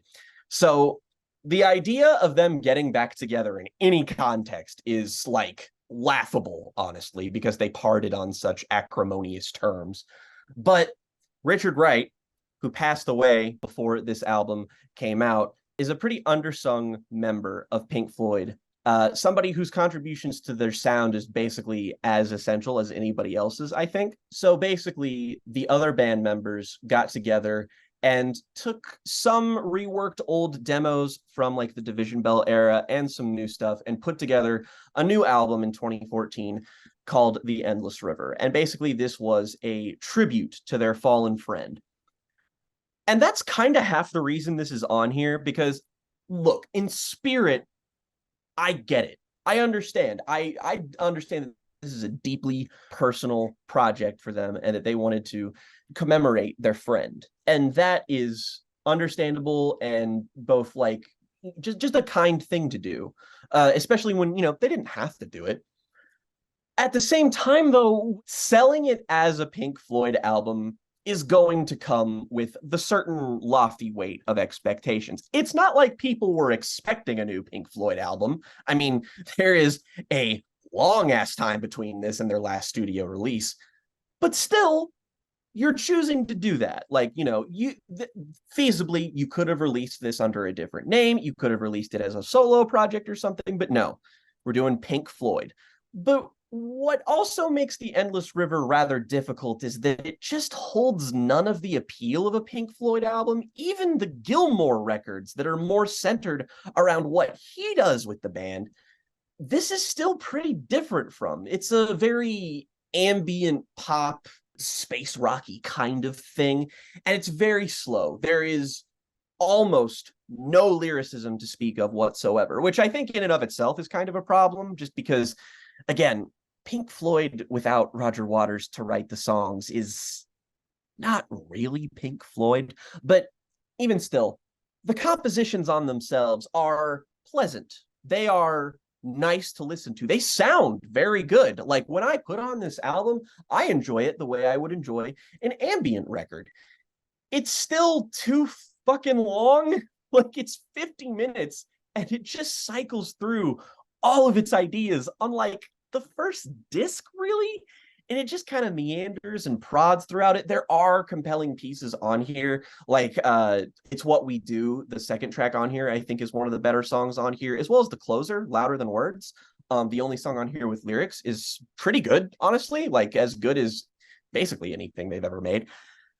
But boy howdy, this is just so fluffy. It's so inessential. It's Pink Floyd really in name only, and it just sucks that it exists simultaneously as a sort of emblem of, brotherhood and love to their fallen friend. But at the same time, if I died and you two were band members at a band with me, and then you decided to tribute me and then made your worst album, I'd be like, all right, I'll take that a little personally, frankly. Well, but again, you can't all be winners, and you can't be expected to make a record with this amount of gravity all the time. Not every album in commemoration of somebody's death is going to be Black Star, but you got to add a little bit more muscle to the experience here, I'm in a weird place here because it's definitely, as an album divorced from any of its context, it's a disappointing Pink Floyd album. But I also think, I think you're being a little bit mean saying that, it's a bit, how dare they release their worst album as a tribute? I'm not saying how dare they. I'm just saying that when you have this, like when you come out of retirement in tribute to your friend and then release something that feels very peripheral, it's just a little bit like, oh, this could have been a lot more, Well, yes, but also the thing about this record is that it's a tone poem, right? And it's not really like a Pink Floyd album in the sense that any of the other albums. It's deliberately a tribute to Richard Wright, who was and remains one of the greatest keyboardists in the history of popular music. And so when you approach this album in terms of what its identity is, it's a tribute to the kinds of things that Rick Wright did. It's a tribute to the kinds of sounds that he was famous for conjuring. We talked about them in our Wish You Were Here Record Club. Just an incredible sound designer, right? So the whole point of the album is not to be a kind of, ostentatious sort of big rock album. It's to kind of make a soundscape out of the ashes of the last time they made music together and kind of, formulate something that's specifically dedicated to his memory. And so we kind of can't really, it's weird. I agree that it's a disappointing album and I don't really get much out of it as an experience, but I also get the sense that it's not really made for any of us. I think it's the most admirable album of all the records we're discussing today, in a certain sense that for sure. So wholly and completely a clearly personal tribute to one person that we happen to be able to listen to, but that we absolutely could not understand. Because the only people in the whole world who get it are David Gilmour and Nick Mason, and to a lesser extent Roger Waters as well. It is clearly just these two men deliberately paying tribute to their friend in a very personal way that we're just not that privy to. So we're put in a position of is, okay, well, how do we approach this as people who kind of lack that personal context?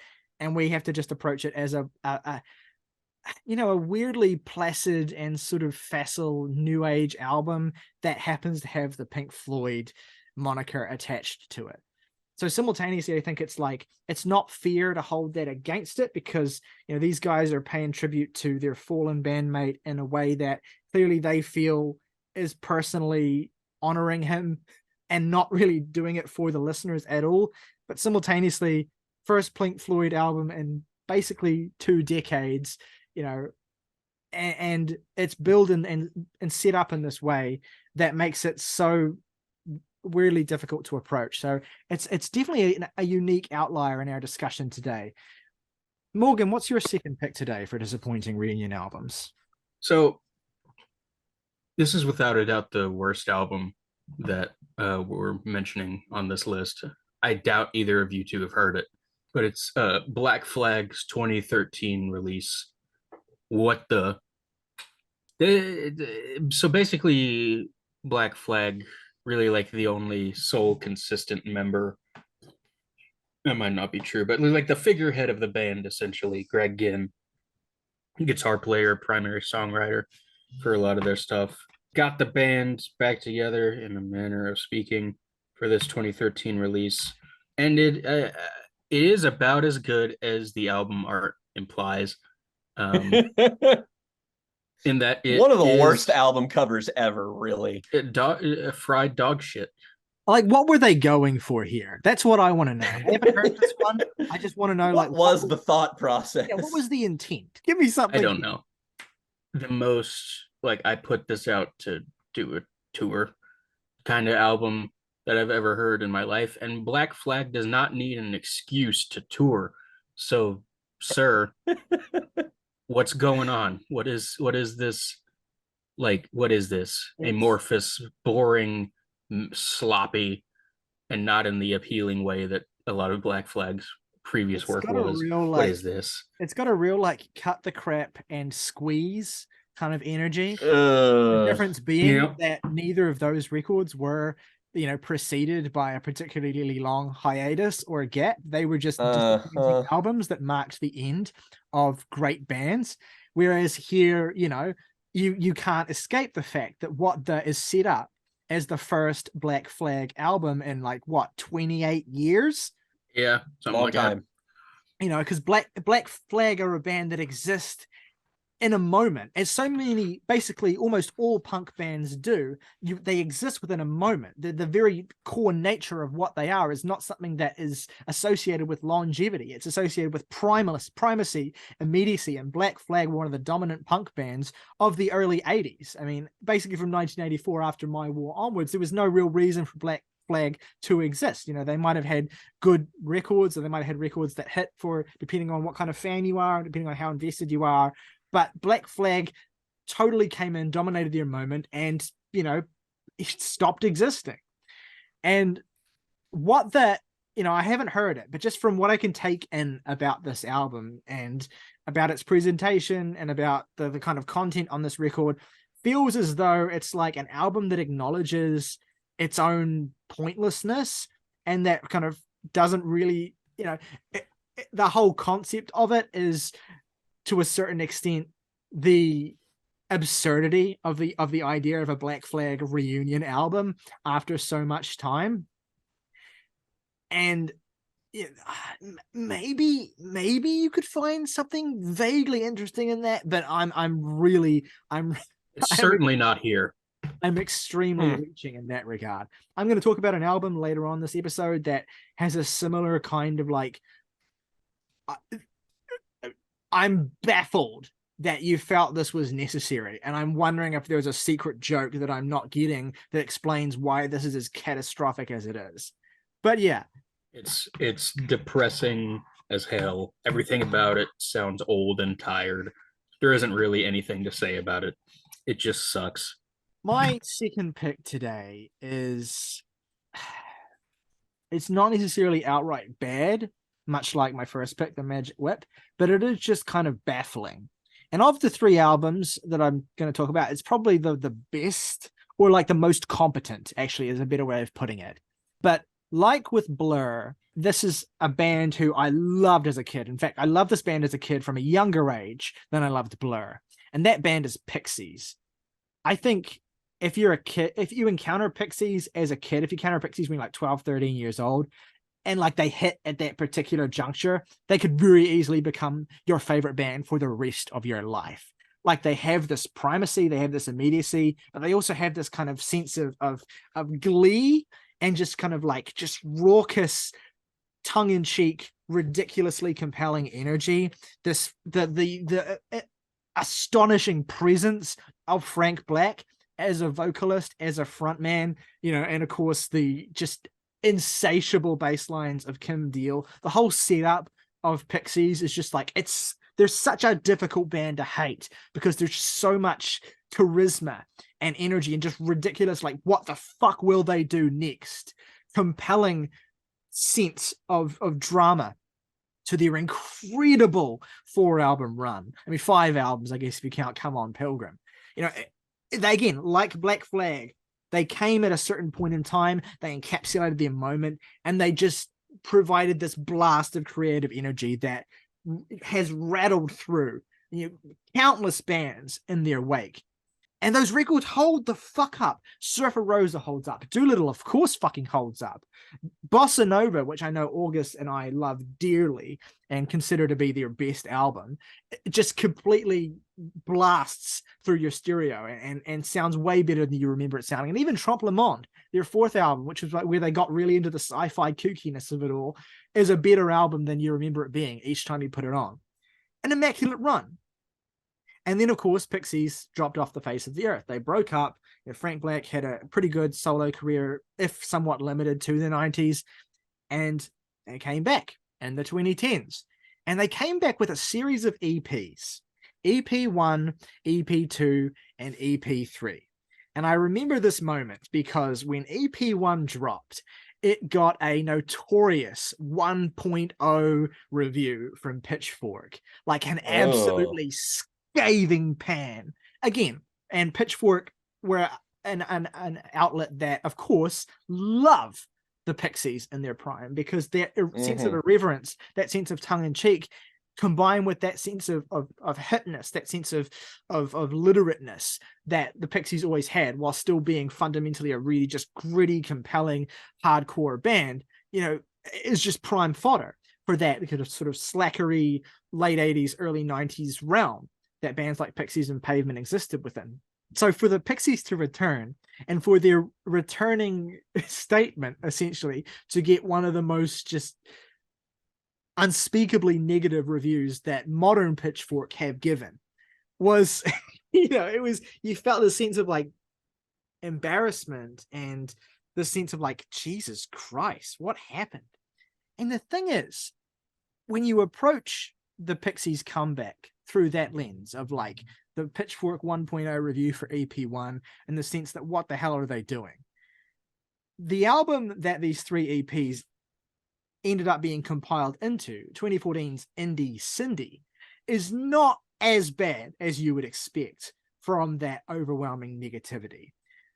But it is like, it fundamentally lacks some core elements that make Pixies who they are, which is the sense of danger, the sense that at any moment, what you're experiencing could completely collapse under its own weight. The sense of dynamics. I mean, when I think of Pixies in their prime, the first word I think of is dynamics. That balance between this eerie, tense quietness and this blistering loudness that made Pixies what they were. I mean, that is the core, fundamental characteristic of Surfer Rosa and Doolittle, is that sense of dynamic danger that is completely lacking in Indie Cindy. There is diversity in this album. There's experimentation. There's moments of dream poppy beauty, and there's moments of kind of raw, gritty rockiness. But there's no sense with which any of these elements that the band are playing with ever really feel as though they're challenging the listener in any way or surprising the listener in any way. it's Pixies sleepwalking through their own reunion. It is Frank Black, again, one of the most charismatic and violent and just completely unavoidable vocalists of his era, just showing up. And the times where he does try to make an impact and does try to kind of do things differently, like on songs like Magdalena 318 or Silver Snail or the title track of the album, Indie Cindy, just lands with a total thud. It's an album I really want to like because, again, I revisited it this week to see if it still holds up as a real disappointment for me, if I can view it through, a Pixies Mark II lens.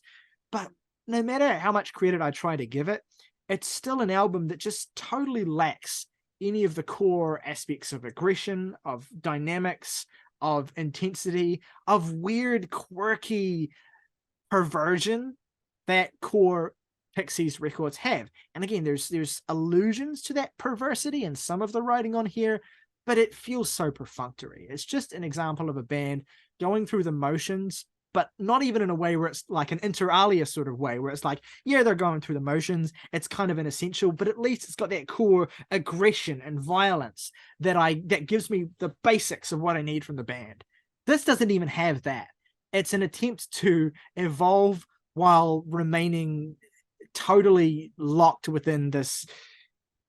It is very much like the Magic Whip, actually, in that sense. It feels like it has no clear identity and suffers greatly from the enormous, vast chasm of waiting that Pixies fans had to do. So yeah, I am curious, as with the Magic Whip, I'm curious whether any Pixies fans out there have a defense of Indie Cindy, because I can't see it with this album, unfortunately. It's just kind of embarrassing to listen to. I have no doubt that if I had listened to that Black Flag album, that it would probably be the worst album that we're talking about today. But I think my last pick here definitely gives it a run for its money. And of course, I'm going back to the ever bountiful well that is our complicated relationship with one Mr. William Patrick Corgan, the Smashing Pumpkins. Now, we talk about this band very frequently, and you know what? I'm not even going to apologize for doing it, because they're an interesting fucking band to talk about. There is not a band that embodies the highs and lows of rock music better than the Smashing Pumpkins, because if you take their initial run of albums from Gish, you know what? I'll even be generous and say Gish through Machina 2, that's one of the best rock bands of all time. Then you take everything post that, this is one of the worst rock bands of all time. That's pretty fucking rare as a phenomenon, honestly. I can't really, I can't conjure up many bands that I think you can say that about, frankly. And as our complicated relationship with them entails, there's lots of things that I could say about many of their records, including that there are some unpopular releases that I don't totally hate. Oceania, for example, is way too fucking long, but it's okay. I'd listen to that again. Monuments to an Elegy is way too fucking short and borders on being completely insubstantial, but it's fine. There are worse albums you could listen to. And we have our history with Sear, one of the worst albums we've ever reviewed, to be sure. One of the worst albums of this decade so far, certainly. I'll be curious at the end of the decade to see how many albums, if any, beat it substantially. And there's, of course, this year's Adam, of which I've detailed my thoughts on and have complicated thoughts on that as well. But the thing is that before Sear, I feel like it's almost unimaginable that they could have sunken lower than Zeitgeist. Zeitgeist in 2007 was the band coming back after a period of inactivity, 7 years. Machina 2 was in 2000. So the Smashing Pumpkins, of course, come back. And yeah, they might have left on a disappointing note somewhat. Sans Darcy, who wasn't on the Machine albums either, but yeah. No. But they come back, and even though they might have left on a bit of a disappointing note, and which is, like, not, I don't think people hated the Machina albums when they came out, maybe viewed them as being a little weird and not up to par with the rest of the band's catalog. But I can't say that I've seen many takes on those albums that, vary too much from being lukewarmly positive. Like, the Smashing Pumpkins are a band so great that their fan base has consisted, like, to people who are still willing to give their new releases a chance, to the point where I have seen a substantial amount of Smashing Pumpkins fans say that this album, Zeitgeist, is actually not that bad. And I was looking for albums It's worth to go. pointing out before you get too far into this that James Iha is not on this album either. No, it's mainly Billy and Jimmy Chamberlain, who were in the band. And I wanted to listen to this because I had heard it before, but it was before we started the podcast, and it was really mostly out of curiosity. And I was just like, I wonder how I feel about this now in a post-Sear world. And especially because my other opinions on some of their records have improved a little bit. And this is how you know some Smashing Pumpkins fans are just over the hill, because this album is fucking terrible. A stark contrast from my other two albums, where I am willing to at least mount a very lukewarm, like, this isn't really bad, it's just kind of unremarkable, and I kind of like this, even though it's not great. No, this unequivocally fucking blows. It sucks. And you know what I had to do? This album isn't even on streaming. I had to go and download this fucking album, put it in my iTunes library, and fucking listen to it all over again and relive the absolute nightmare that is the 1-2 combo of the god-fucking awful production and an absolute bottom tier nadir of Billy Corgan's lyricism. The production on this album is handled mostly, it's some of the band did produce the album, but outside forces. Roy Thomas Baker, notably the producer for albums like by bands like The Cars or Queen, most notably, the most consistent producer that they work with over the years. So you can kind of see where the Smashing Pumpkins would slot into a sound kind of like that. They've not been completely divorced from things like Dream Pop, for instance. That's kind of decorated their sound on occasion. They've done sort of big arena-sized, alt metal typey shit. It makes sense, is all I'm saying. So why does this album sound like the sonic manifestation of swamp ass? Well, I'll tell you why. It's that Roy Thomas Baker only produced 3 songs. This was mostly produced by Billy himself. And there we have it. The core source of basically any bad Smashing Pumpkins release. It's always, of course, going to go right back to Billy. And this is one of those albums that is notably, we've kind of talked about the phenomenon of the Bush administration album. The idea of the idea of reacting politically to a particular person who is in office, and just like the phenomenon that was basically in the second term of the Bush presidency. Every band under the sun, now that they had the clean go away that they got from Green Day to be able to make this successful, and now that we were in a post-Dixie Chicks world, we could just kind of rag on Bush and take America to task via music. And it is manifested here in the worst fucking way possible. I cannot even begin to detail the cringe contents of this record. And I know Billy has always been kind of an, let's call him an impressionistic lyricist at best. His lyricism is always effective at conveying a kind of childish wonder or a kind of youthful sort of melodrama about it.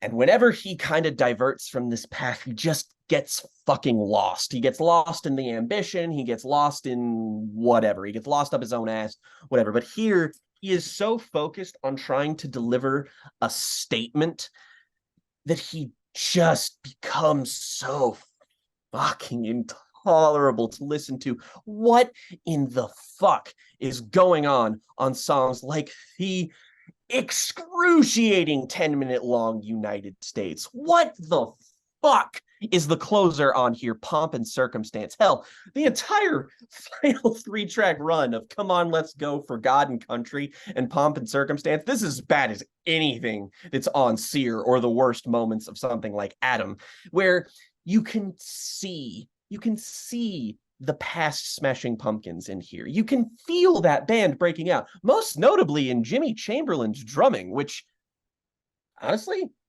kind of excellent throughout this whole album. He's really letting the kit have it on here. It just sounds so fucking terrible, man. Like, even the best parts of this album are mired in the trenches and the suffering of the other parts of the record. Nobody on this gets out unscathed, least of all Billy. But like, when you have the far and away some of Jimmy Chamberlain's best fills appearing on here, and you can't even appreciate that, oh god, like to think that this band could ever possibly sink lower than this is unfathomable. I actually bought this album on CD secondhand when I was in the middle of my Smashing Pumpkins phase at age 15, and I left that CD at my then girlfriend's house and just never took it home. You must have hated that bitch. Imagining Ryley writing an All Too Well style breakup song where he refers to the Smashing Pumpkins CD like Taylor does a scarf. Sometimes, there are things in your life that you learn this. Hopefully most people learn this at a fairly young age. There's some things in your life you just have to leave behind.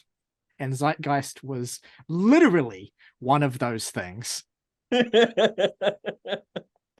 So to dive into my last pick, we kind of have to explore the complicated legacy of Blink 182. And I know none of us really want to do that, but here we are.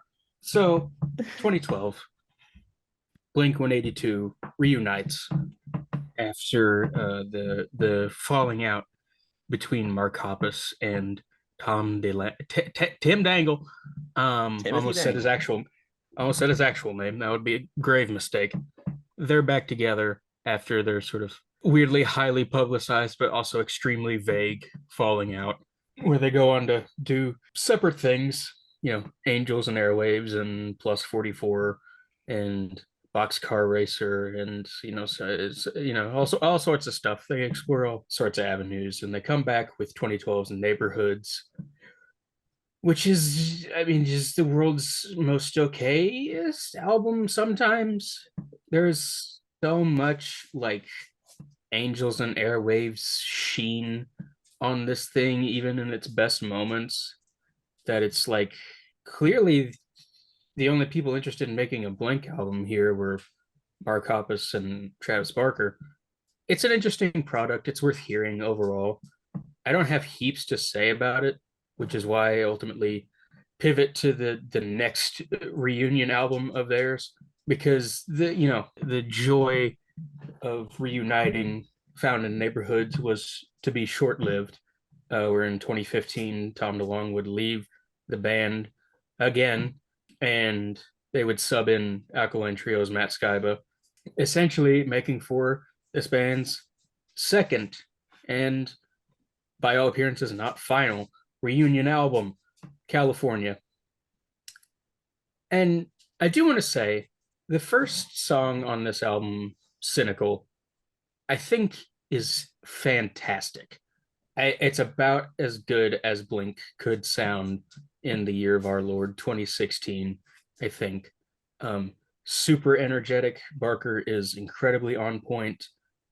Hoppus, his lyricism feels a little more worldly and kind of melancholic in a way that comes with actually having to grow up.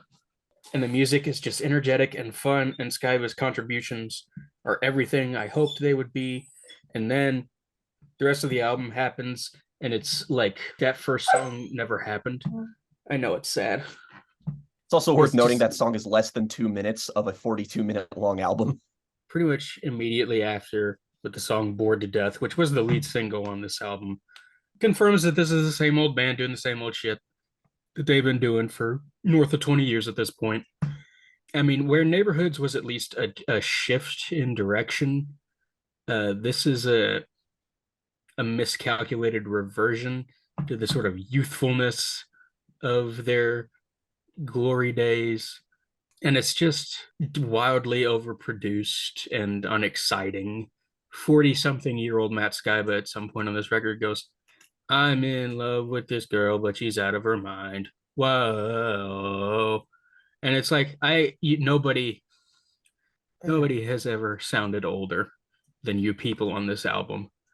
Even people who were Pink Floyd sounded more youthful on the Endless River, guys. Like, it's just depressing. I was really hoping that Skyba would shoot some life into the veins of this Weekend at Bernie's ass corpse of a band.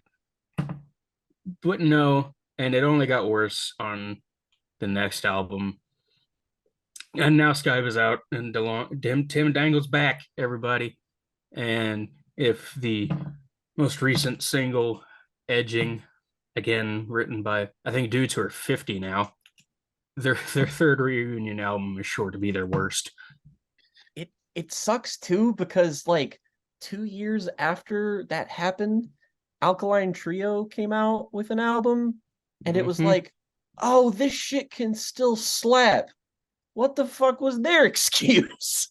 Yeah, well, like Hoppus and Barker seem to have this conception of what their fan base wants based on the music they make, that they can just appeal to the lowest common denominator and completely get away with it. And I think mostly they have been doing that, which is even more depressing, is that, while these are never like critically lauded albums, really, the band still tours like crazy. DeLong's back. Everything is looking up for, the band, except for the music that they make. So sad. I know that these guys can still make good or interesting music. It feels like they are trying to appeal to an audience that has outgrown them, and they have to grow with their fan base, and they have a consummate refusal to do that, evidently. They have a real chance, I think, to capitalize on a new wave of appreciation for the kind of irreverent punk music that they were doing in like the Dude Ranch era. Like, I think that they have a chance to, maybe they don't have a chance to do it gracefully, but I think they have a chance to really tap into an energy and tap into a kind of zeitgeist of the moment that would appreciate hearing where these guys are at. And I don't know if they have the focus or even the interest in doing that. So Blinker exists in a really, really bizarre state. I honestly, like, while they're not one of the greatest bands of all time, I honestly think that the arc of the way that this band developed from Dude Ranch through to their 2003 self-titled album, that is kind of like the platonic ideal of an arc for the kind of band that they were. Like, because I think their self-titled album is like kind of amazing. Like, admittedly, there's partly nostalgia there, but I do actually love that record fully and completely. And so, yeah, the prospect of where to go from there being this kind of like weird reversion while at the same time trying to modernize, it speaks to a lot of, there are bands that came up much later than Blink-182 that have like failed to capitalize on the shifting zeitgeist of the 2010s. What makes you think you could do it, being a band that are like, so yeah, it's a weird concept and a weird idea, but I will happily consume, and I'm sure happily review, any new music from Blink at this point onwards. But yeah, you'd have to find me in a particularly weak moment to catch me listening to the either of the reunion albums, which is not to say I won't. You know me, I probably will just do it out of spite. Anyway, my last pick today. Now look, we've had multiple occasions in this video where people have said this is the worst album that we're talking about today, or something to that effect, right? Because I know we haven't all heard all of everyone else's selection, so there's a certain level of wiggle room there. And I haven't heard the Black Flag album, which looks like a pretty stone cold contender for a solid, 1 out of. It's worse than Zeitgeist. I mean, I will not But I don't doubt I'll you. give an inch on that. absolutely the worst album that I've heard that we're discussing today is my last pick, which is one of the most baffling reunion albums I've ever come across, conceived of, and certainly listened to in full. And this is the Stooges reunion album, The Weirdness. I'm happy to be commentating on this as well because it represents, I think, one of the biggest gulfs in quality between the last release from this band and the album in question. Because the Stooges, not only were the Stooges like one of the best bands of their moment, one of the most innovative, heavy, loud, aggressive, proto-punk, heavy metal. It's kind of hard to box them in, to be honest. What the Stooges were, their genre, with particularly Funhouse and Raw Power, is just fucking loud shit, right? Detroit. Like there's a particular brand of ugliness, of just disgusting energy to those peak Stooges records that is unparalleled, that maybe no band has ever quite matched, with that same particular kind of fire and disgusting, scuzzy, noisy brutality. And lots of bands have tried, and so many hundreds of bands have been influenced, but none have ever quite reached that. And so when you think of the prospect of a Stooges reunion album, you could forgive them for maybe not really wanting to try and do that again. You could forgive them for kind of wanting to maybe strip things back and just do some kind of rock and roll right in the studio. And you could maybe even summon up a certain level of optimism for the fact that they are working with Mr. Steve Albini behind the boards on this thing. You could think, okay, Stooges are back. They're working with Steve Albini, so they're obviously kind of trying to channel this sort of raw, gritty punk sound, right? And then you try to square that with what The Weirdness is, which is one of the most embarrassing albums ever released by a great band. Now, I don't know whether no, that's not true. I'm pretty sure Iggy Pop is trying to be satirical on this album. I'm pretty sure that Iggy Pop is trying to poke fun at his perceptions of pop culture. Again, this album came out in 2007 for full reference. I listen to this, I read the lyrics to these songs, and I see that what Iggy Pop is doing here is he's trying to construct a kind of character. He's kind of construct a kind of machismo, exaggerated sort of version of the kind of antiquated, shallow, sort of regressive, conservative loser, essentially. And he's really kind of trying to up the ridiculousness to kind of really just showcase the absurdity of this person in the landscape in which this music exists. Like, why is this kind of shitty loser still a thing?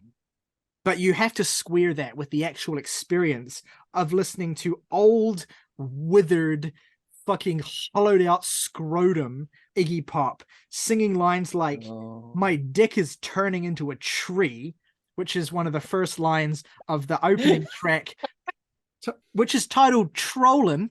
Again, 2007, this album came out, and Iggy Pop is at the cutting edge of the cultural, a touchstone of trolling as a behavior in an online space, of deliberately, trying to piss people off and be provocative.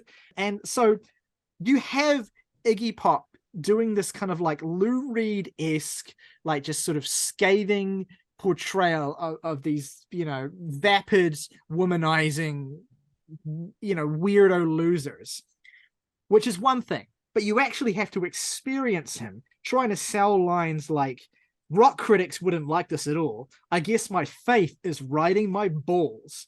You can't tell me this is not a suave thing to do. You can't tell me because I know you do it too. I'm trolling. We're trolling, baby. We're trolling." The song "My Idea of Fun," which is the most uneventful punk rock song of all time, in which maybe is a kind of like sort of postmodern no wave exercise. He just repeats "My idea of fun is killing everyone" over and over and over again. It's actually got a kind of a James Hetfield Saint Anger energy to it.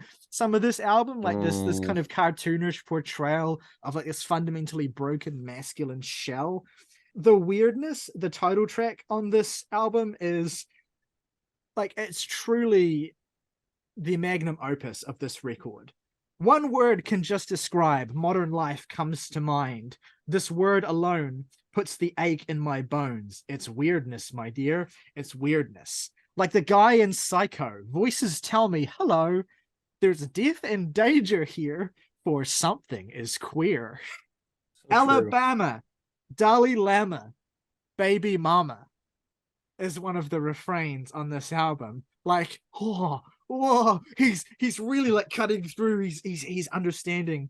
There's the song "She Took My Money," which like is the kind of ridiculously absurd pastiche of a hyper masculine person that only someone like Warren Zevon could pull off.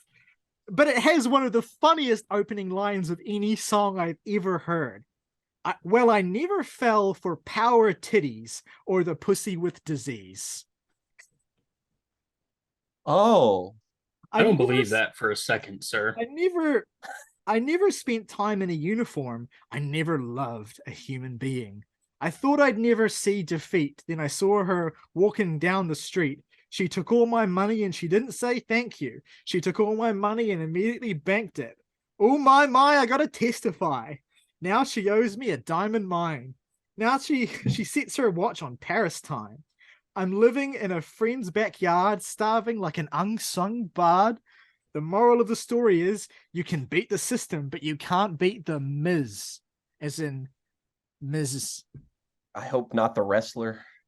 There's the incredible The End of Christianity, which is one of the most incredible songs I've ever heard in my life.